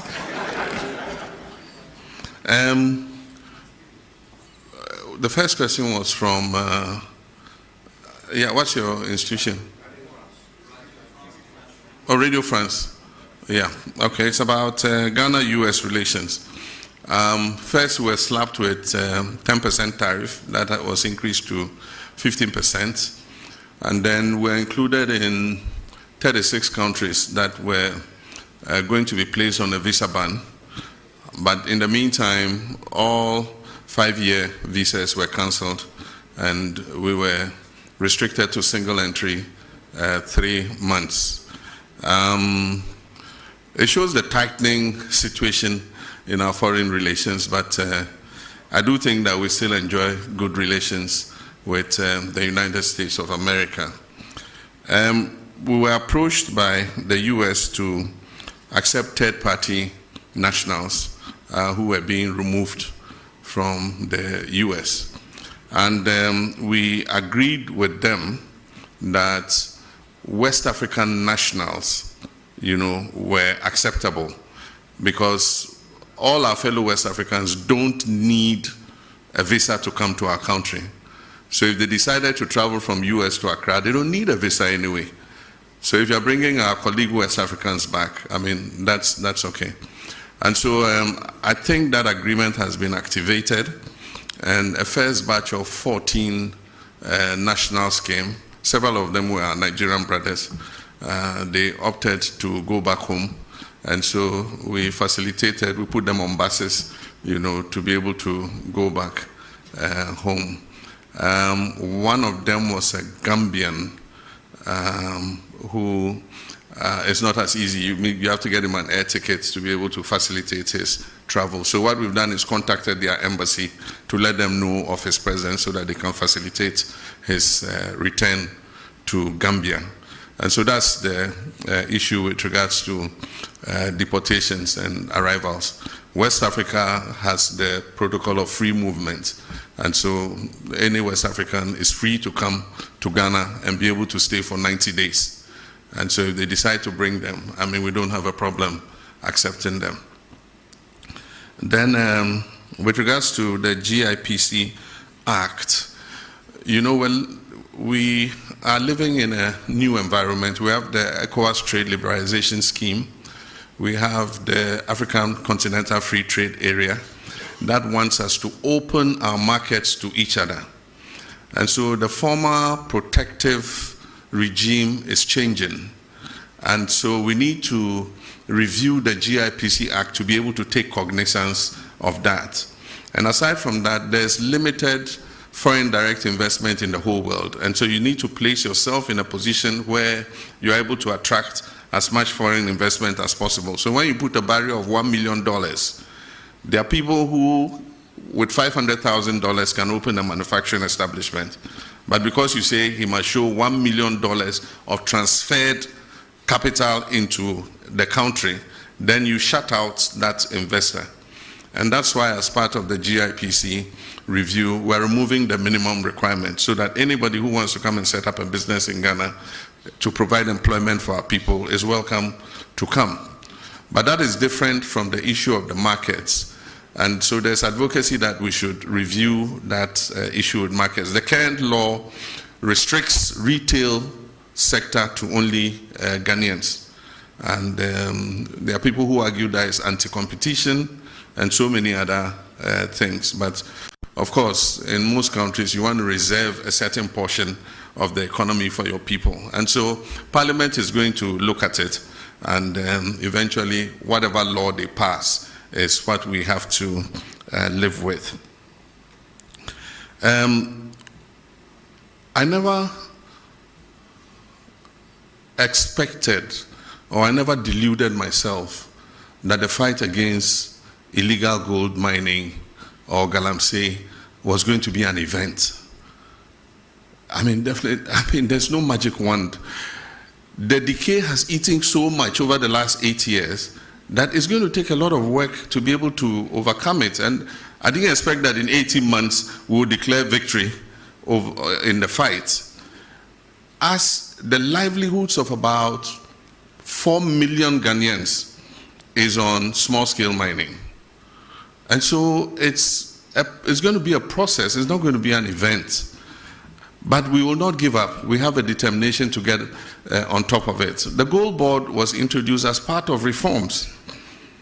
And if the Gold Board was not introduced, I mean, those who were taking the profits from the small-scale mining sector were the foreign traders who were taking that money away.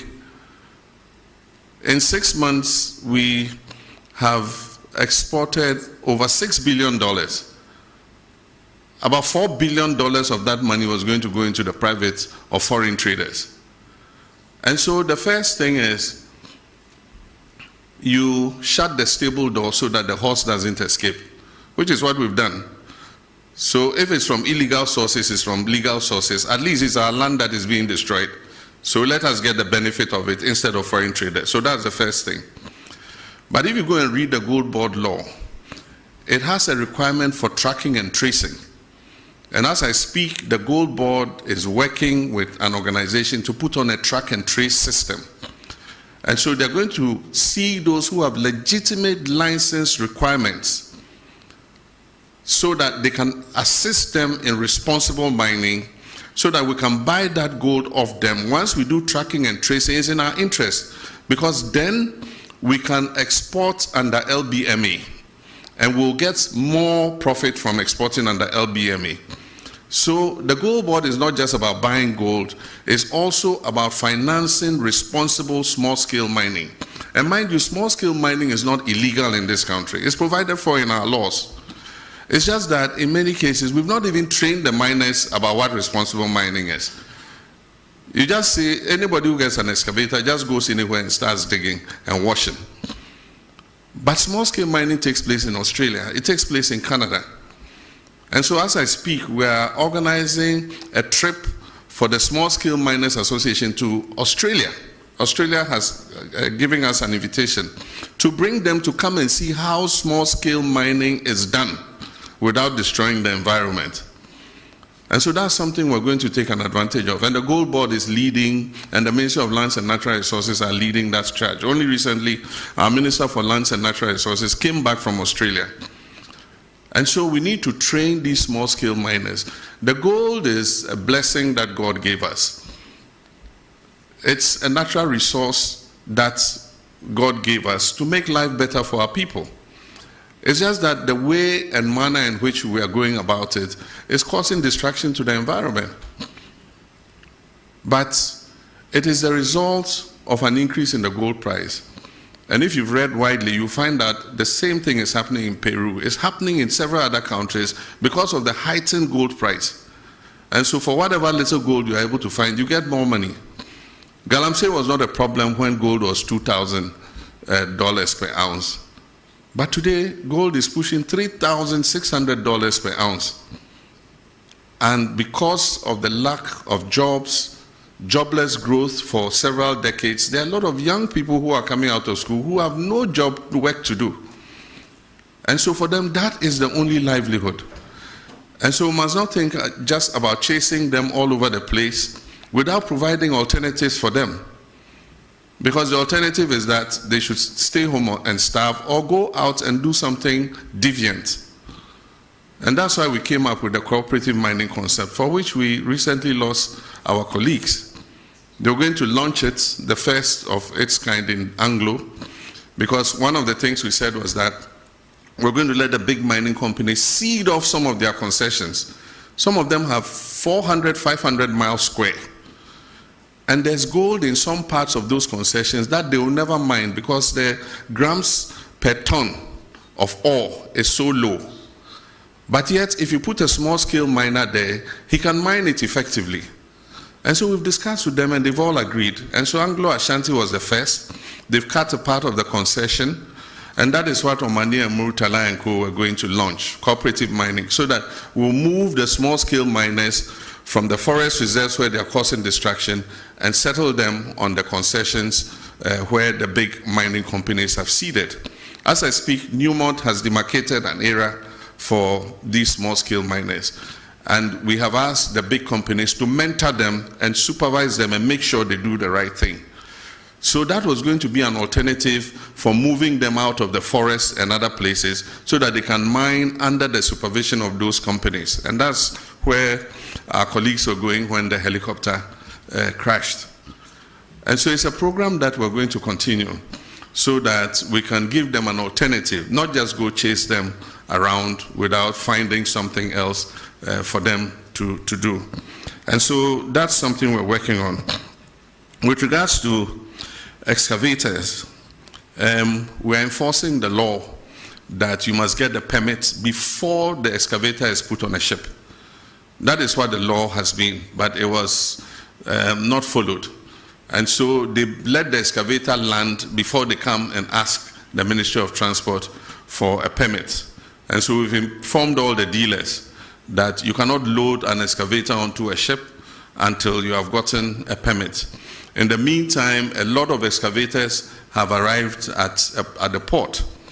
And recently, somebody said they were being released at midnight to their owners and things. That's not true. What happens was there were so many that they had occupied a huge area of the port and congested the port. And so we found the land near Shai Hills, near the military installation. And the Field Engineers Regiment and others have been given charge to move the excavators from the port to that area so that they can free up space in the port. And they do that in the night because of traffic in the daytime. So in the night, they have the payloaders moving the excavators out of the port to the designated areas where they are supposed to be held. And before any of those excavators is released, they must be tracked, they must have a tracker on them, they must be registered by the owner of the excavator, and we must know the purpose for which the excavator has been imported. Because the construction industry also imports excavators, and so you cannot put a blanket ban on importation of excavators just because you think that every excavator is going to go into the illegal mining industry. Even the big mining companies that have licenses import excavators. And so we want to know who is importing the excavators, who it is going to. We want to be able to put a tracker on it and be able to trace that excavator wherever it is in the country. We called off the IGP's anti-Galamsey task force because they are supposed to coordinate with NIMOS, that is the National Anti-Illegal Mining Operations Secretariat. Unfortunately, they were not doing that. So every little commander in any this thing gets up, Galamsey phobia, they can't tell who is licensed, they can't tell who is not licensed. And so it was just like an attack on the whole small-scale mining industry. And so what we said was they should freeze their action, they should synchronize it with the National Anti-Galamsey Operational Secretariat so that they can be directed exactly to where to go in terms of the anti-Galamsey fight. While we're fighting Galamsey, it doesn't mean that it's a free-for-all for everybody to get up. Anybody gets up, puts on a helmet, puts on a jacket, and says, I'm anti-Galamsey. They say, we're not looking for chaos. We're looking to do it, in a scientific manner so that we do not hurt the whole of the small-scale mining industry. We talked about special courts for anti-corruption. I actually said we'll speak with the Chief Justice and see if they can create special courts for prosecuting people who are flagged in the Auditor General's report. And so that is something the Attorney General is pursuing, because every year we see Auditor General's report, it goes before the Public Accounts Commission, they say this person diverted this person misappropriated this and that, and yet no action is taken. And so Ghanaians have been saying, so what's the use of the Auditor General's report? And so we're asking the Chief Justice, can you create special courts which can fast-track action on the Auditor General's report. So people who are determined to be criminally liable after the Public Accounts Committee has sat can be put before those courts so that they are sanctioned to create a deterrent so that other people do not do the same thing that they have done. Very good question on rent and homelessness, and I'm happy they gave you the microphone to ask it. The biggest expenditure in any Ghanaian's budget is rent. And even though we have laws, enforcing them has been difficult. The rent law says that a landlord cannot charge more than 6 months. But the problem in enforcing the law is the connivance of the tenant and the landlord. The tenant won't come and report that they are charging him 1 year's rent advance because he wants the room. And so that has been the problem. And the problem is because our population is growing beyond our housing capacity. So the competition for accommodation and housing is very strong. And that is why we must expand our housing coverage. And I remember in our manifesto, we have a pledge to expand housing. And in the next budget, we're going to make provision for that. I've already had a discussion with some of the associations, the organized labor associations. Some of them have funds that are sitting in their accounts, and they have members who want houses. So what I've said is government will match their funds. And so if they give 1 billion cedis, we will give 1 billion cedis. And then one of the banks, Republic Bank, has said that they are willing to also match with 1 billion cedis. So if we get a 3 billion cedi fund, we can start building houses in all the districts. And as people pay their down payments, it will go back into the fund and it will become a revolving fund. And governments can give it to people. I said if you have like about 15 to 20 years before retirement, you can take a house and we'll be deducting from your salary monthly so that by the time your retirement time is up, you have your own accommodation to go to. And as we take those deductions, they will go back into the fund. So it becomes like a revolving fund so that we can increase the housing stock. But the Minister of Finance will talk about that when he reads the budget in November. Minyaba, se ufi yekrom honomo. Techiman wenchi Bamboy Bole Wa Road. A major international corridor. Na nearby, idea about say a kind of say and say a bedroom rebia trucks ni bebre omoko Mali any Burkina Faso a ye Bobo Dulaso a hono a hoako ye kwanya a one faso ma omo and your mom fa Techiman, Omonfa Kentampo Kwani Bium, Echo Pagansa, no more money. Because Omofa Winchiquina, Omoko Pie Bole, no more Pie Wa, no more Pie Hamile. Woodru Hamilea, Bobo Dulaso, Ewo, and Chanhua, O Pai Efa, Wonsa, Benkumuswa, at the Oko Bamako. And Tiama, and Shaya Cassia Cassia Nibebre, and Namsa Quinoso. A quinoso yan say a bit me fa. Sir, wait, how do you call wait? Yanye a quino send a befa, sir, and your mana, omofano, a mudu. Aha, and Tiama quina sacra. And yes, Obia Hokurun show a banana mumeba. Hona Missumi Finti, yeah, big push, no. My shadow, they are big push, no more. Enti nyame adom enche kra obehu se contractor ego so den na afi aka chom se omo ye kwan na omo nye no se ne trucks e fa so no emma ne nse biom because afi ye hu se eho e no omo pefa enti ye kwan no ne nye ne yie se ne be ya omo fa so mpo a kwan no beche amayin na omo ye no so se bole ye mikrom enti me se contractor ne ye no bole town roads on kai na onsisi ho emame enti eyadea enchebia obehu se baso Poalugu multipurpose dam, we are rescoping the project, and so currently The contract was awarded to Sino Hydro, but it was supposed to be funded from Government of Ghana sources. Government of Ghana didn't have the money, and so the contract was not executed. And so we are rescoping it. It means we have to do an appraisal of what the costing will be again. And what we intend is to, if possible, finance it under the big push. The last time it was to cost about $900 and something million, almost $1 billion.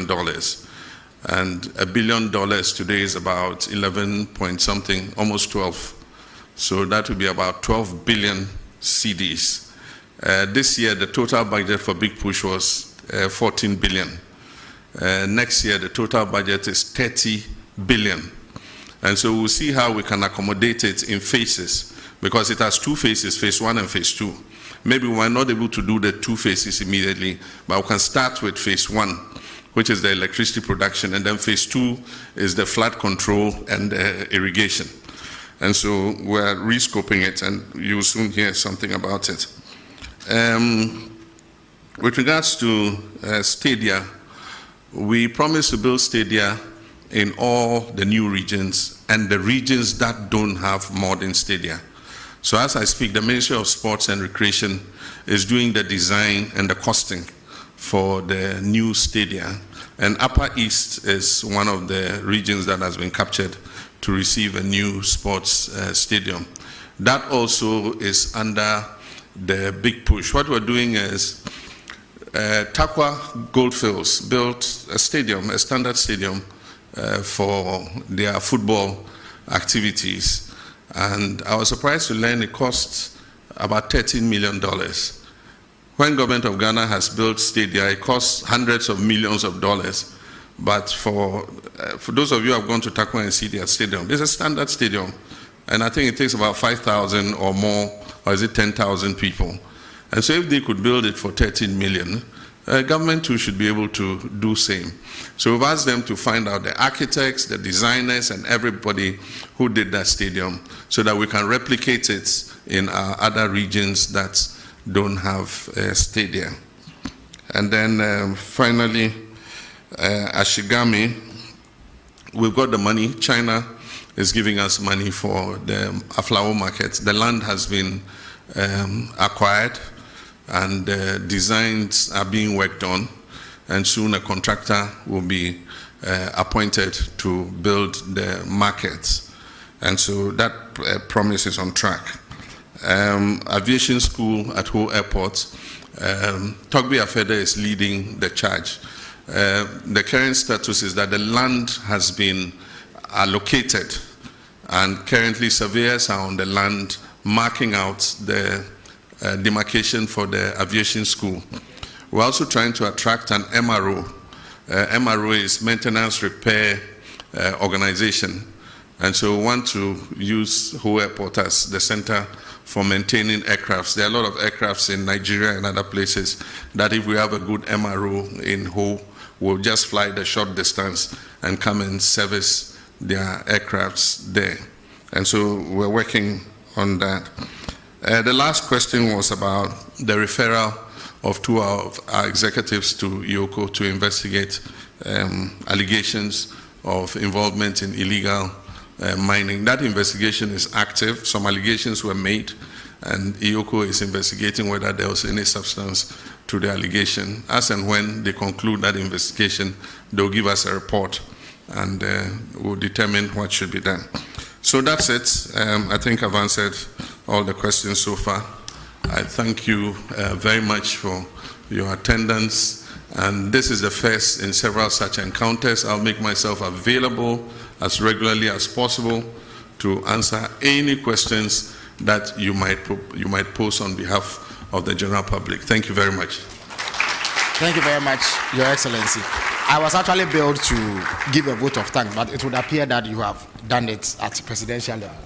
So I'll proceed to thank all of you and indicate that we'll draw the curtains down on this program at this juncture.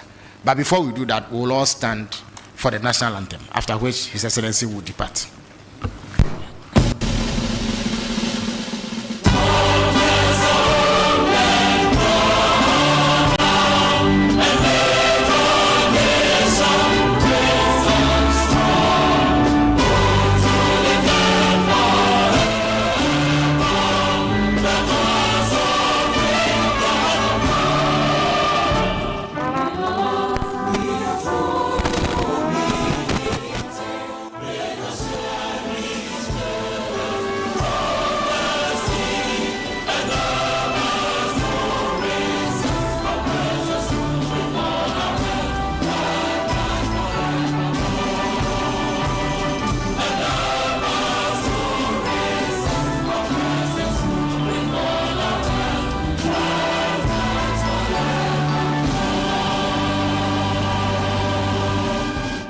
Shall we remain standing as His Excellency the President departs the hall?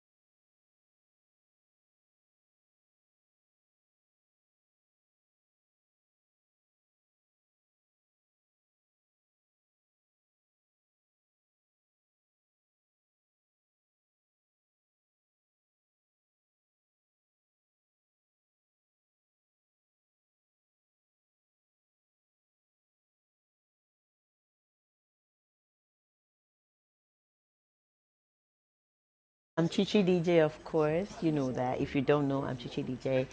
I'm Nigerian and I'm Ghanaian. I've been avoiding this question for ages. Like, it depends. But... Hey, y'all, come look at this. You guys, no one should hate me right now, but I think I'm going to go with Ghana Jollof is better.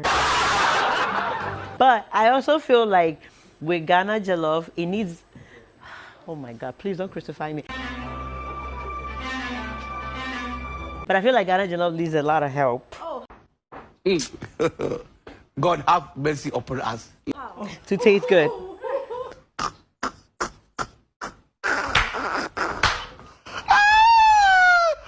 But I'm sorry, see, they're judging me.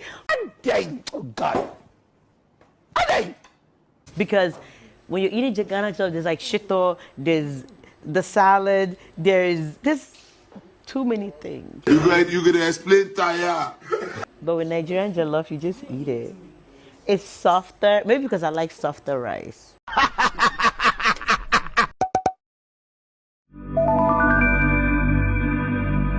Are you ready? It's 3FM Afro Connect, a grand celebration of African unity. This September, Africa will unite to celebrate the beauty and cultural diversity of the continent in Accra, Ghana. The whole continent is gathering at the Kwame Nkrumah Memorial Park on Nkrumah Holiday, the 22nd of September 2025 from 9 a.m. Experience the art. Jollof Wars. This year, Afro Connect gets even bigger and better with the Osageful Night Concert. Buy your tickets on *725*2226#. That's *725*2226# for 100 Ghana cedis. To be a vendor for this Pan-African celebration, call us on 0531 100 927 and 0532 200 927 to book your space. It's happening at the Kwame Nkrumah Memorial Park on the 22nd of September from 9 a.m. Proudly sponsored by EcoBank, the Pan-African Bank.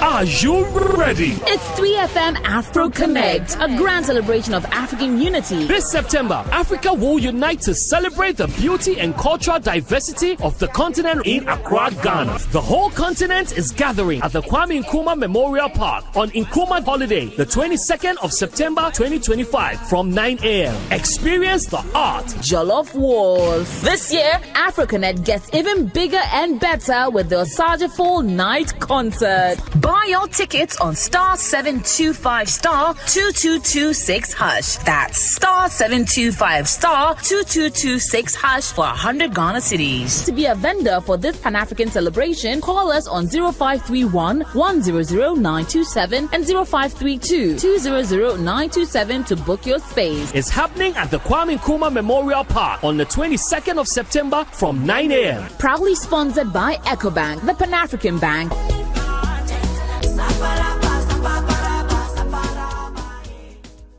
Are you ready? It's 3FM Afro Connect, a grand celebration of African unity. This September, Africa will unite to celebrate the beauty and cultural diversity of the continent in Accra, Ghana. The whole continent is gathering at the Kwame Nkrumah Memorial Park on Nkrumah Holiday, the 22nd of September 2025 from 9 a.m. Experience the art. Jollof Wars. This year, Afro Connect gets even bigger and better with the Osageful Night Concert. Buy your tickets on *725*2226#. That's *725*2226# for 100 Ghana cedis. To be a vendor for this Pan-African celebration, call us on 0531 100 927 and 0532 200 927 to book your space. It's happening at the Kwame Nkrumah Memorial Park on the 22nd of September from 9 a.m. Proudly sponsored by EcoBank, the Pan-African Bank.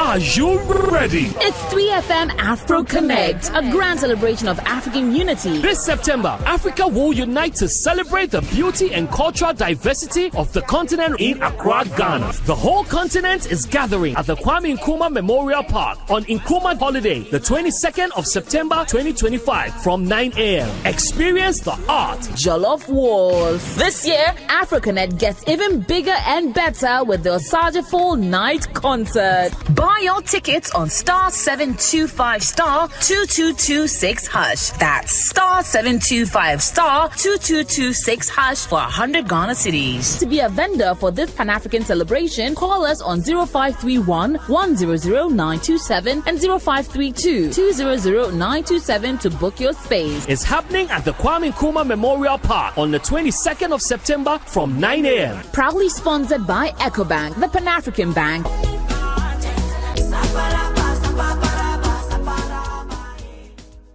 Are you ready? It's 3FM Afro Connect, a grand celebration of African unity. This September, Africa will unite to celebrate the beauty and cultural diversity of the continent in Accra, Ghana. The whole continent is gathering at the Kwame Nkrumah Memorial Park on Nkrumah Holiday, the 22nd of September 2025 from 9 a.m. Experience the art, Jollof Wars. This year, AfroConnect gets even bigger and better with the Osajifo Night Concert. Buy your tickets on *725 *2226#. That's *725 *2226# for 100 Ghana cedis. To be a vendor for this Pan-African celebration, call us on 0531 100 927 and 0532 200 927 to book your space. It's happening at the Kwame Nkrumah Memorial Park on the 22nd of September from 9 a.m. Proudly sponsored by EcoBank, the Pan-African Bank.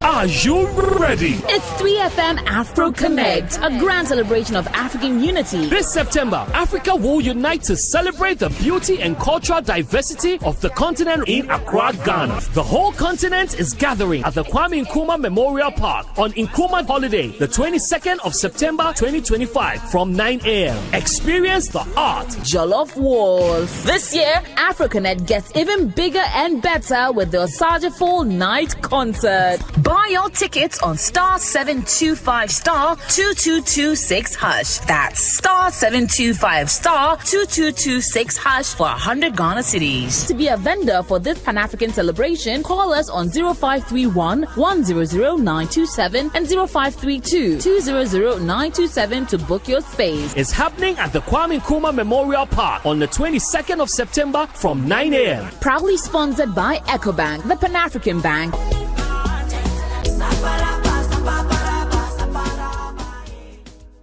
Are you ready? It's 3FM Afro Connect, a grand celebration of African unity. This September, Africa will unite to celebrate the beauty and cultural diversity of the continent in Accra, Ghana. The whole continent is gathering at the Kwame Nkrumah Memorial Park on Nkrumah Holiday, the 22nd of September 2025 from 9 a.m. Experience the art, Jollof Wars. This year, AfroConnect gets even bigger and better with the Osajifo Night Concert. Buy your tickets on *725 *2226#. That's *725 *2226# for 100 Ghana cedis. To be a vendor for this Pan-African celebration, call us on 0531 100 927 and 0532 200 927 to book your space. It's happening at the Kwame Nkrumah Memorial Park on the 22nd of September from 9 a.m. Proudly sponsored by EcoBank, the Pan-African Bank.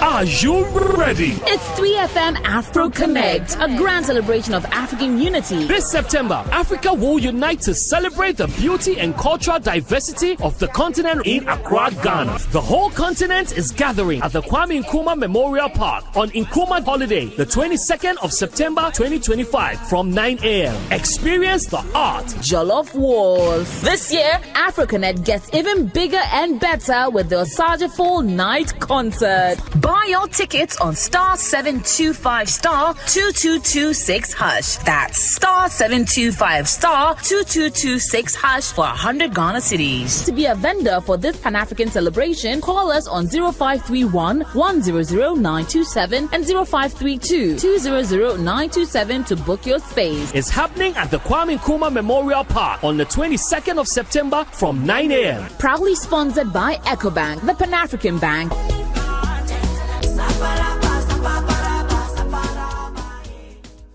Are you ready? It's 3FM Afro Connect, a grand celebration of African unity. This September, Africa will unite to celebrate the beauty and cultural diversity of the continent in Accra, Ghana. The whole continent is gathering at the Kwame Nkrumah Memorial Park on Nkrumah Holiday, the 22nd of September 2025 from 9 a.m. Experience the art. Jollof Wars. This year, Afro Connect gets even bigger and better with the Osajiful Night Concert. Buy your tickets on *725 *2226#. That's *725 *2226# for 100 Ghana cedis. To be a vendor for this Pan-African celebration, call us on 0531 100 927 and 0532 200 927 to book your space. It's happening at the Kwame Nkrumah Memorial Park on the 22nd of September from 9 a.m. Proudly sponsored by EcoBank, the Pan-African Bank.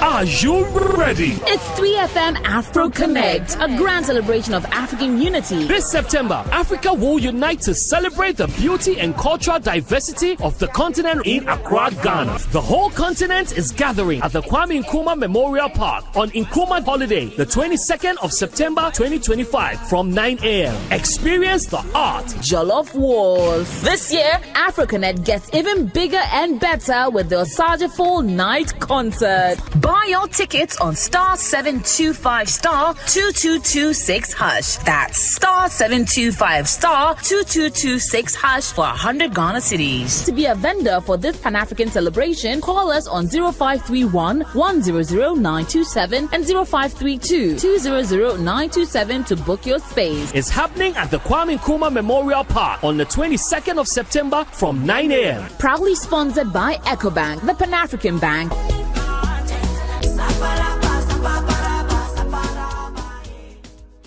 Are you ready? It's 3FM Afro Connect, a grand celebration of African unity. This September, Africa will unite to celebrate the beauty and cultural diversity of the continent in Accra, Ghana. The whole continent is gathering at the Kwame Nkrumah Memorial Park on Nkrumah Holiday, the 22nd of September 2025 from 9 a.m. Experience the art. Jollof Wars. This year, Afro Connect gets even bigger and better with the Osajiful Night Concert. Buy your tickets on *725 *2226#. That's *725 *2226# for 100 Ghana cedis. To be a vendor for this Pan-African celebration, call us on 0531 100 927 and 0532 200 927 to book your space. It's happening at the Kwame Nkrumah Memorial Park on the 22nd of September from 9 a.m. Proudly sponsored by EcoBank, the Pan-African Bank.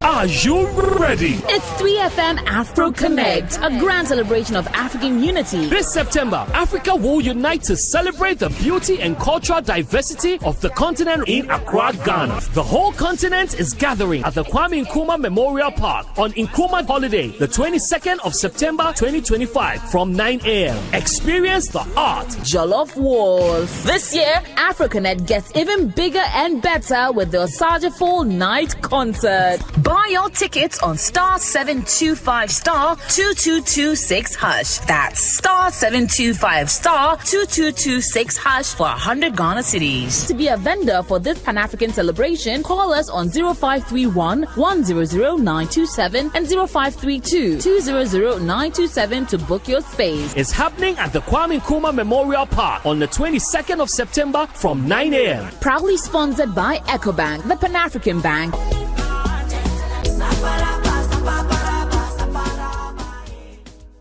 Are Are you ready? It's 3FM Afro Connect, a grand celebration of African unity. This September, Africa will unite to celebrate the beauty and cultural diversity of the continent in Accra, Ghana. The whole continent is gathering at the Kwame Nkrumah Memorial Park on Nkrumah Holiday, the 22nd of September 2025 from 9 a.m. Experience the art. Jollof Wars. This year, AfroConnect gets even bigger and better with the Osaja Fall Night Concert. Buy your tickets on *725*2226#. That's *725*2226# for 100 Ghana cedis. To be a vendor for this Pan-African celebration, call us on 0531 100 927 and 0532 200 927 to book your space. It's happening at the Kwame Nkrumah Memorial Park on the 22nd of September from 9 a.m. Proudly sponsored by EcoBank, the Pan-African Bank.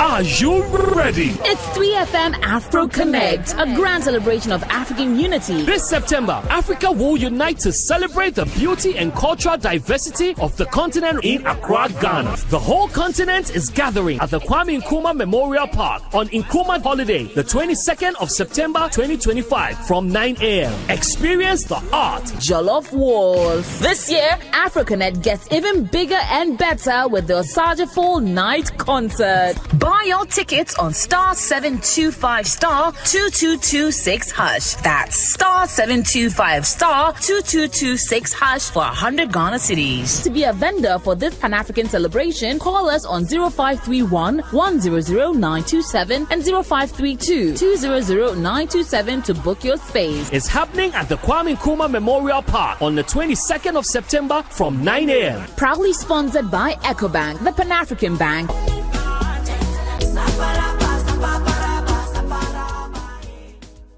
Are you ready? It's 3FM Afro Connect, a grand celebration of African unity. This September, Africa will unite to celebrate the beauty and cultural diversity of the continent in Accra, Ghana. The whole continent is gathering at the Kwame Nkrumah Memorial Park on Nkrumah Holiday, the 22nd of September 2025 from 9 a.m. Experience the art. Jollof Wars. This year, AfroConnect gets even bigger and better with the Osaja Fall Night Concert. Buy your tickets on *725*2226#. That's *725*2226# for 100 Ghana cedis. To be a vendor for this Pan-African celebration, call us on 0531 100 927 and 0532 200 927 to book your space. It's happening at the Kwame Nkrumah Memorial Park on the 22nd of September from 9 a.m. Proudly sponsored by EcoBank, the Pan-African Bank.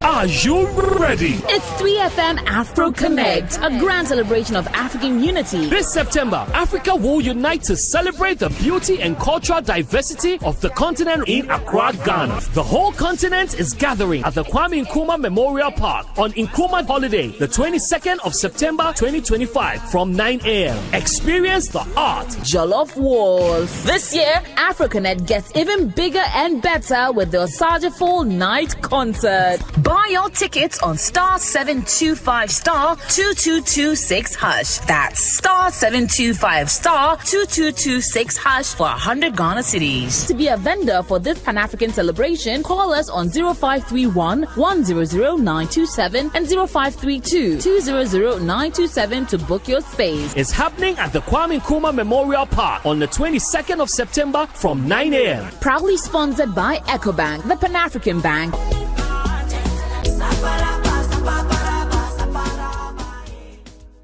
Are you ready? It's 3FM Afro Connect, a grand celebration of African unity. This September, Africa will unite to celebrate the beauty and cultural diversity of the continent in Accra, Ghana. The whole continent is gathering at the Kwame Nkrumah Memorial Park on Nkrumah Holiday, the 22nd of September 2025 from 9 a.m. Experience the art. Jollof Wars. This year, AfroConnect gets even bigger and better with the Osaja Fall Night Concert. Buy your tickets on *725*2226#. That's *725*2226# for 100 Ghana cedis. To be a vendor for this Pan-African celebration, call us on 0531 100 927 and 0532 200 927 to book your space. It's happening at the Kwame Nkrumah Memorial Park on the 22nd of September from 9 a.m. Proudly sponsored by EcoBank, the Pan-African Bank.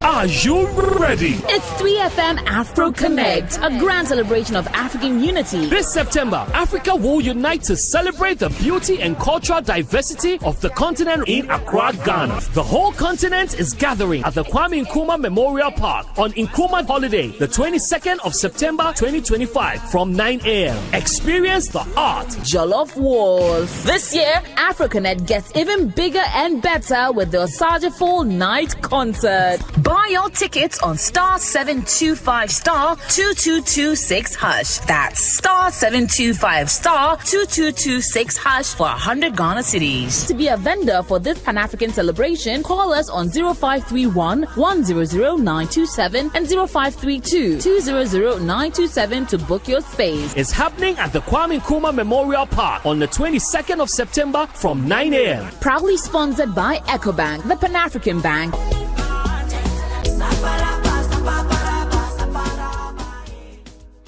Are you ready? It's 3FM Afro Connect, a grand celebration of African unity. This September, Africa will unite to celebrate the beauty and cultural diversity of the continent in Accra, Ghana. The whole continent is gathering at the Kwame Nkrumah Memorial Park on Nkrumah Holiday, the 22nd of September 2025 from 9 a.m. Experience the art. Jollof Wars. This year, Afro Connect gets even bigger and better with the Osajiful Night Concert. Buy your tickets on *725*2226#. That's *725*2226# for 100 Ghana cedis. To be a vendor for this Pan-African celebration, call us on 0531 100 927 and 0532 200 927 to book your space. It's happening at the Kwame Nkrumah Memorial Park on the 22nd of September from 9 a.m. Proudly sponsored by EcoBank, the Pan-African Bank.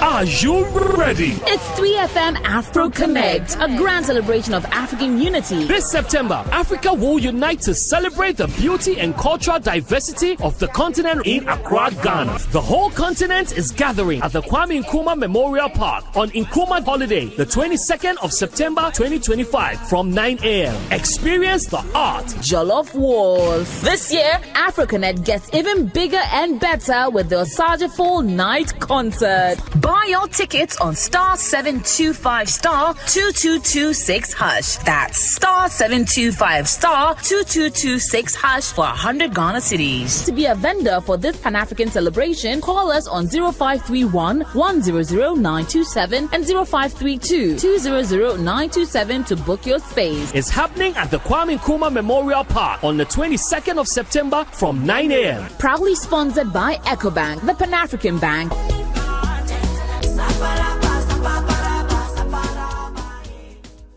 Are you ready? It's 3FM Afro Connect, a grand celebration of African unity. This September, Africa will unite to celebrate the beauty and cultural diversity of the continent in Accra, Ghana. The whole continent is gathering at the Kwame Nkrumah Memorial Park on Nkrumah Holiday, the 22nd of September 2025 from 9 a.m. Experience the art. Jollof Wars. This year, Afro Connect gets even bigger and better with the Osajiful Night Concert. Buy your tickets on *725*2226#. That's *725*2226# for 100 Ghana cedis. To be a vendor for this Pan-African celebration, call us on 0531 100 927 and 0532 200 927 to book your space. It's happening at the Kwame Nkrumah Memorial Park on the 22nd of September from 9 a.m. Proudly sponsored by EcoBank, the Pan-African Bank.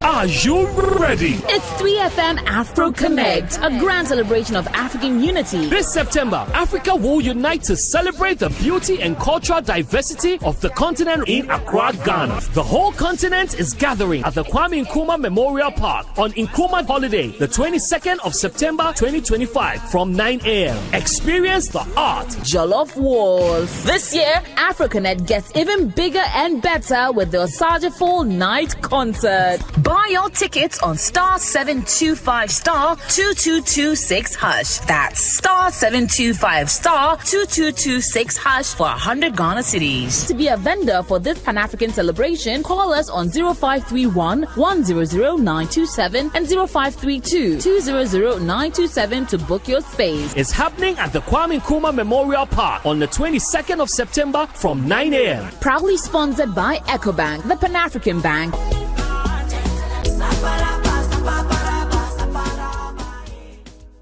Are you ready? It's 3FM Afro Connect, a grand celebration of African unity. This September, Africa will unite to celebrate the beauty and cultural diversity of the continent in Accra, Ghana. The whole continent is gathering at the Kwame Nkrumah Memorial Park on Nkrumah Holiday, the 22nd of September 2025 from 9 a.m. Experience the art, Jollof Wars. This year, AfroConnect gets even bigger and better with the Osajafo Night Concert. Buy your tickets on *725 *2226#. That's *725 *2226# for 100 Ghana cedis. To be a vendor for this Pan-African celebration, call us on 0531 100 927 and 0532 200 927 to book your space. It's happening at the Kwame Nkrumah Memorial Park on the 22nd of September from 9 a.m. Proudly sponsored by EcoBank, the Pan-African Bank.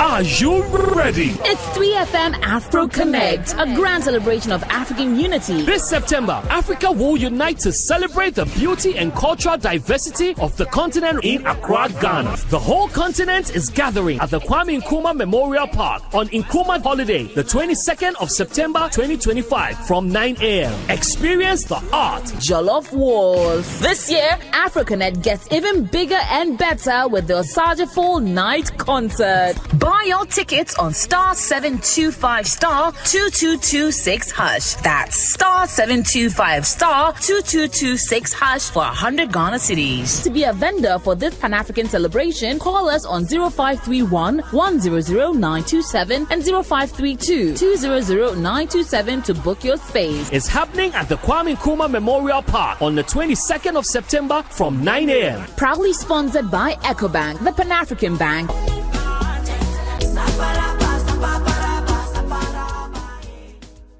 Are you ready? It's 3FM Afro Connect, a grand celebration of African unity. This September, Africa will unite to celebrate the beauty and cultural diversity of the continent in Accra, Ghana. The whole continent is gathering at the Kwame Nkrumah Memorial Park on Nkrumah Holiday, the 22nd of September 2025 from 9 a.m. Experience the art, Jollof Wars. This year, AfroConnect gets even bigger and better with the Osajafo Night Concert. Buy your tickets on *725 *2226#. That's *725 *2226# for 100 Ghana cedis. To be a vendor for this Pan-African celebration, call us on 0531 100 927 and 0532 200 927 to book your space. It's happening at the Kwame Nkrumah Memorial Park on the 22nd of September from 9 a.m. Proudly sponsored by EcoBank, the Pan-African Bank.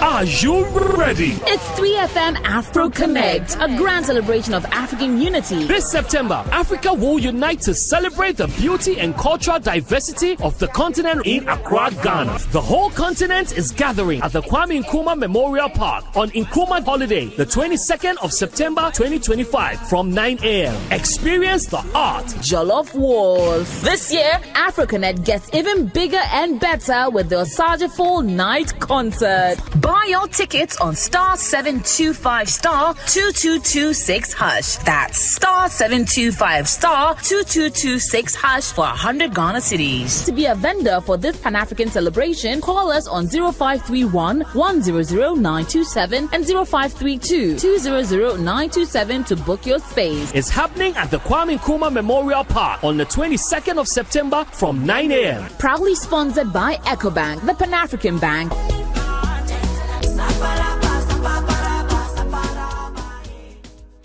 Are you ready? It's 3FM Afro Connect, a grand celebration of African unity. This September, Africa will unite to celebrate the beauty and cultural diversity of the continent in Accra, Ghana. The whole continent is gathering at the Kwame Nkrumah Memorial Park on Nkrumah Holiday, the 22nd of September 2025 from 9 a.m. Experience the art. Jollof Wars. This year, AfroConnect gets even bigger and better with the Osageful Night Concert. Buy your tickets on star 725 star 2226 hash. That's star 725 star 2226 hash for 100 Ghana cedis. To be a vendor for this Pan-African celebration, call us on 0531 100 927 and 0532 200 927 to book your space. It's happening at the Kwame Nkrumah Memorial Park on the 22nd of September from 9 a.m. Proudly sponsored by EcoBank, the Pan-African Bank.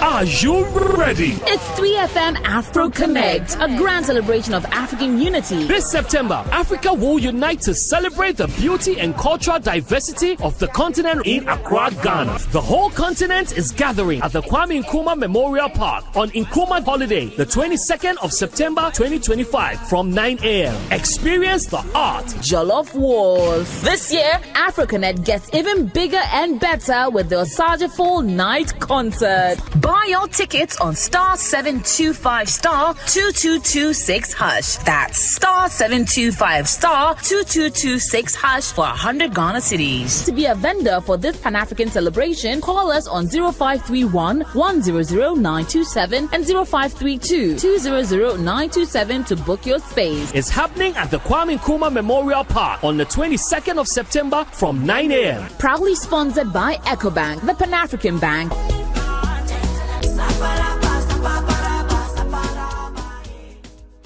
Are you ready? It's 3FM Afro Connect, a grand celebration of African unity. This September, Africa will unite to celebrate the beauty and cultural diversity of the continent in Accra, Ghana. The whole continent is gathering at the Kwame Nkrumah Memorial Park on Nkrumah Holiday, the 22nd of September 2025 from 9 a.m. Experience the art. Jollof Wars. This year, AfroConnect gets even bigger and better with the Osageful Night Concert. Buy your tickets on star 725 star 2226 hash. That's star 725 star 2226 hash for 100 Ghana cedis. To be a vendor for this Pan-African celebration, call us on 0531 100 927 and 0532 200 927 to book your space. It's happening at the Kwame Nkrumah Memorial Park on the 22nd of September from 9 a.m. Proudly sponsored by EcoBank, the Pan-African Bank.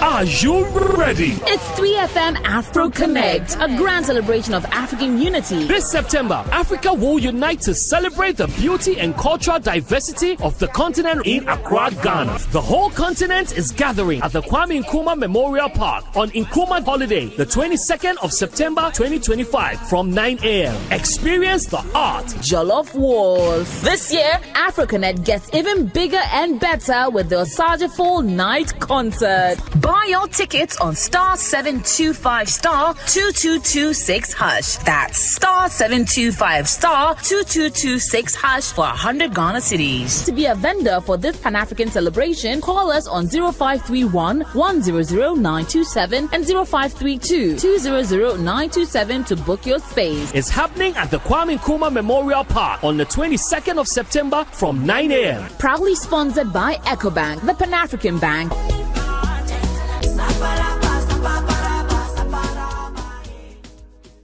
Are you ready? It's 3FM Afro Connect, a grand celebration of African unity. This September, Africa will unite to celebrate the beauty and cultural diversity of the continent in Accra, Ghana. The whole continent is gathering at the Kwame Nkrumah Memorial Park on Nkrumah Holiday, the 22nd of September 2025 from 9 a.m. Experience the art. Jollof Wars. This year, AfroConnect gets even bigger and better with the Osaja Full Night Concert. Buy your tickets on *725 *2226#. That's *725 *2226# for 100 Ghana cedis. To be a vendor for this Pan-African celebration, call us on 0531 100 927 and 0532 200 927 to book your space. It's happening at the Kwame Nkrumah Memorial Park on the 22nd of September from 9 a.m. Proudly sponsored by EcoBank, the Pan-African Bank.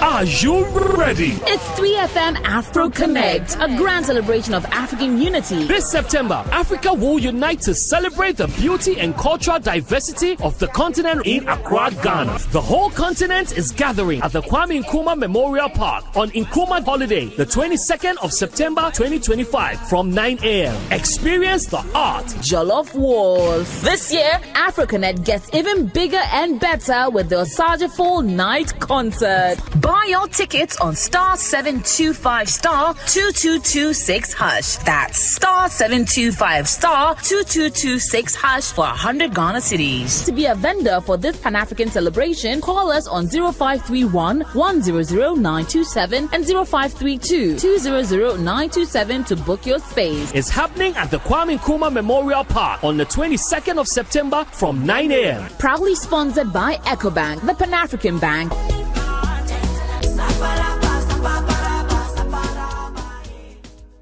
Are you ready? It's 3FM Afro Connect, a grand celebration of African unity. This September, Africa will unite to celebrate the beauty and cultural diversity of the continent in Accra, Ghana. The whole continent is gathering at the Kwame Nkrumah Memorial Park on Nkrumah Holiday, the 22nd of September 2025 from 9 a.m. Experience the art. Jollof Wars. This year, AfroConnect gets even bigger and better with the Osaja Full Night Concert. Buy your tickets on *725 *2226#. That's *725 *2226# for 100 Ghana cedis. To be a vendor for this Pan-African celebration, call us on 0531 100 927 and 0532 200 927 to book your space. It's happening at the Kwame Nkrumah Memorial Park on the 22nd of September from 9 a.m. Proudly sponsored by EcoBank, the Pan-African Bank.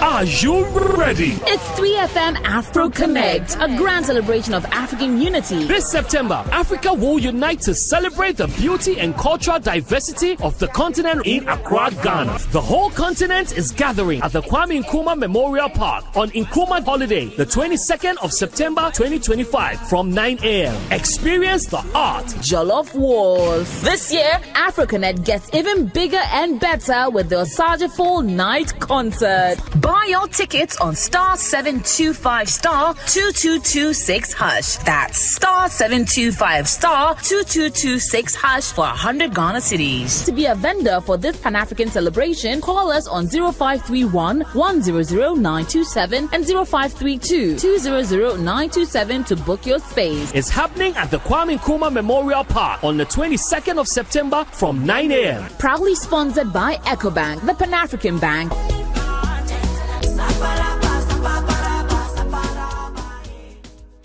Are you ready? It's 3FM Afro Connect, a grand celebration of African unity. This September, Africa will unite to celebrate the beauty and cultural diversity of the continent in Accra, Ghana. The whole continent is gathering at the Kwame Nkrumah Memorial Park on Nkrumah Holiday, the 22nd of September 2025 from 9 a.m. Experience the art. Jollof Wars. This year, AfroConnect gets even bigger and better with the Osaja Full Night Concert. Buy Buy your tickets on star 725 star 2226 hash. That's star 725 star 2226 hash for 100 Ghana cedis. To be a vendor for this Pan-African celebration, call us on 0531 100 927 and 0532 200 927 to book your space. It's happening at the Kwame Nkrumah Memorial Park on the 22nd of September from 9 a.m. Proudly sponsored by EcoBank, the Pan-African Bank.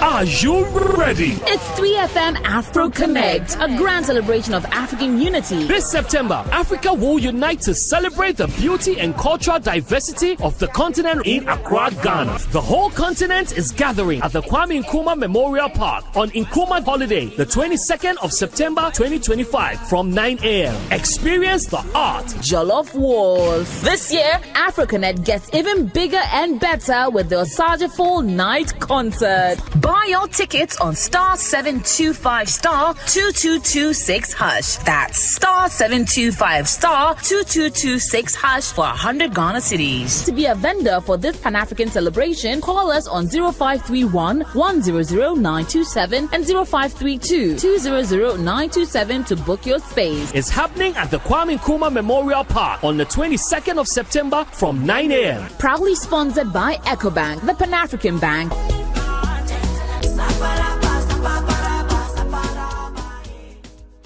Are you ready? It's 3FM Afro Connect, a grand celebration of African unity. This September, Africa will unite to celebrate the beauty and cultural diversity of the continent in Accra, Ghana. The whole continent is gathering at the Kwame Nkrumah Memorial Park on Nkrumah Holiday, the 22nd of September 2025 from 9 a.m. Experience the art. Jollof Wars. This year, AfroConnect gets even bigger and better with the Osageful Night Concert. Buy your tickets on star 725 star 2226 hash. That's star 725 star 2226 hash for 100 Ghana cedis. To be a vendor for this Pan-African celebration, call us on 0531 100 927 and 0532 200 927 to book your space. It's happening at the Kwame Nkrumah Memorial Park on the 22nd of September from 9 a.m. Proudly sponsored by EcoBank, the Pan-African Bank.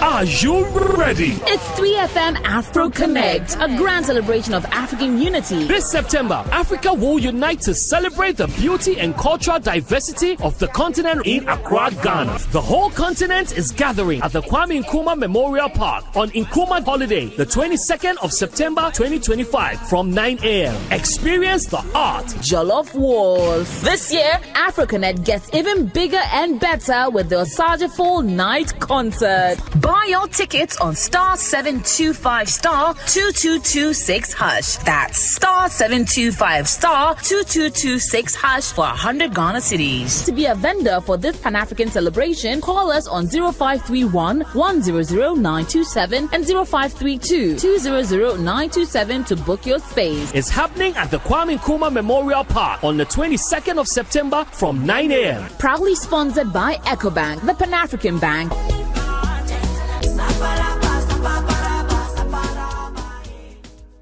Are you ready? It's 3FM Afro Connect, a grand celebration of African unity. This September, Africa will unite to celebrate the beauty and cultural diversity of the continent in Accra, Ghana. The whole continent is gathering at the Kwame Nkrumah Memorial Park on Nkrumah Holiday, the 22nd of September 2025 from 9 a.m. Experience. DJ. I'm Chichi DJ, of course. You know that. If you don't know, I'm Chichi DJ. I'm Nigerian and I'm Ghanaian. I've been avoiding this question for ages. Like, it depends. But Hey, y'all, come look at this. You guys, no one should hate me right now, but I think I'm gonna go with Ghana Jollof is better. But I also feel like with Ghana Jollof, it needs, oh my God, please don't crucify me. But I feel like Ghana Jollof needs a lot of help. God have mercy upon us. To taste good.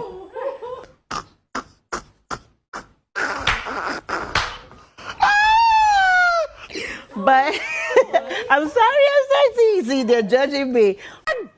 Oh God. Because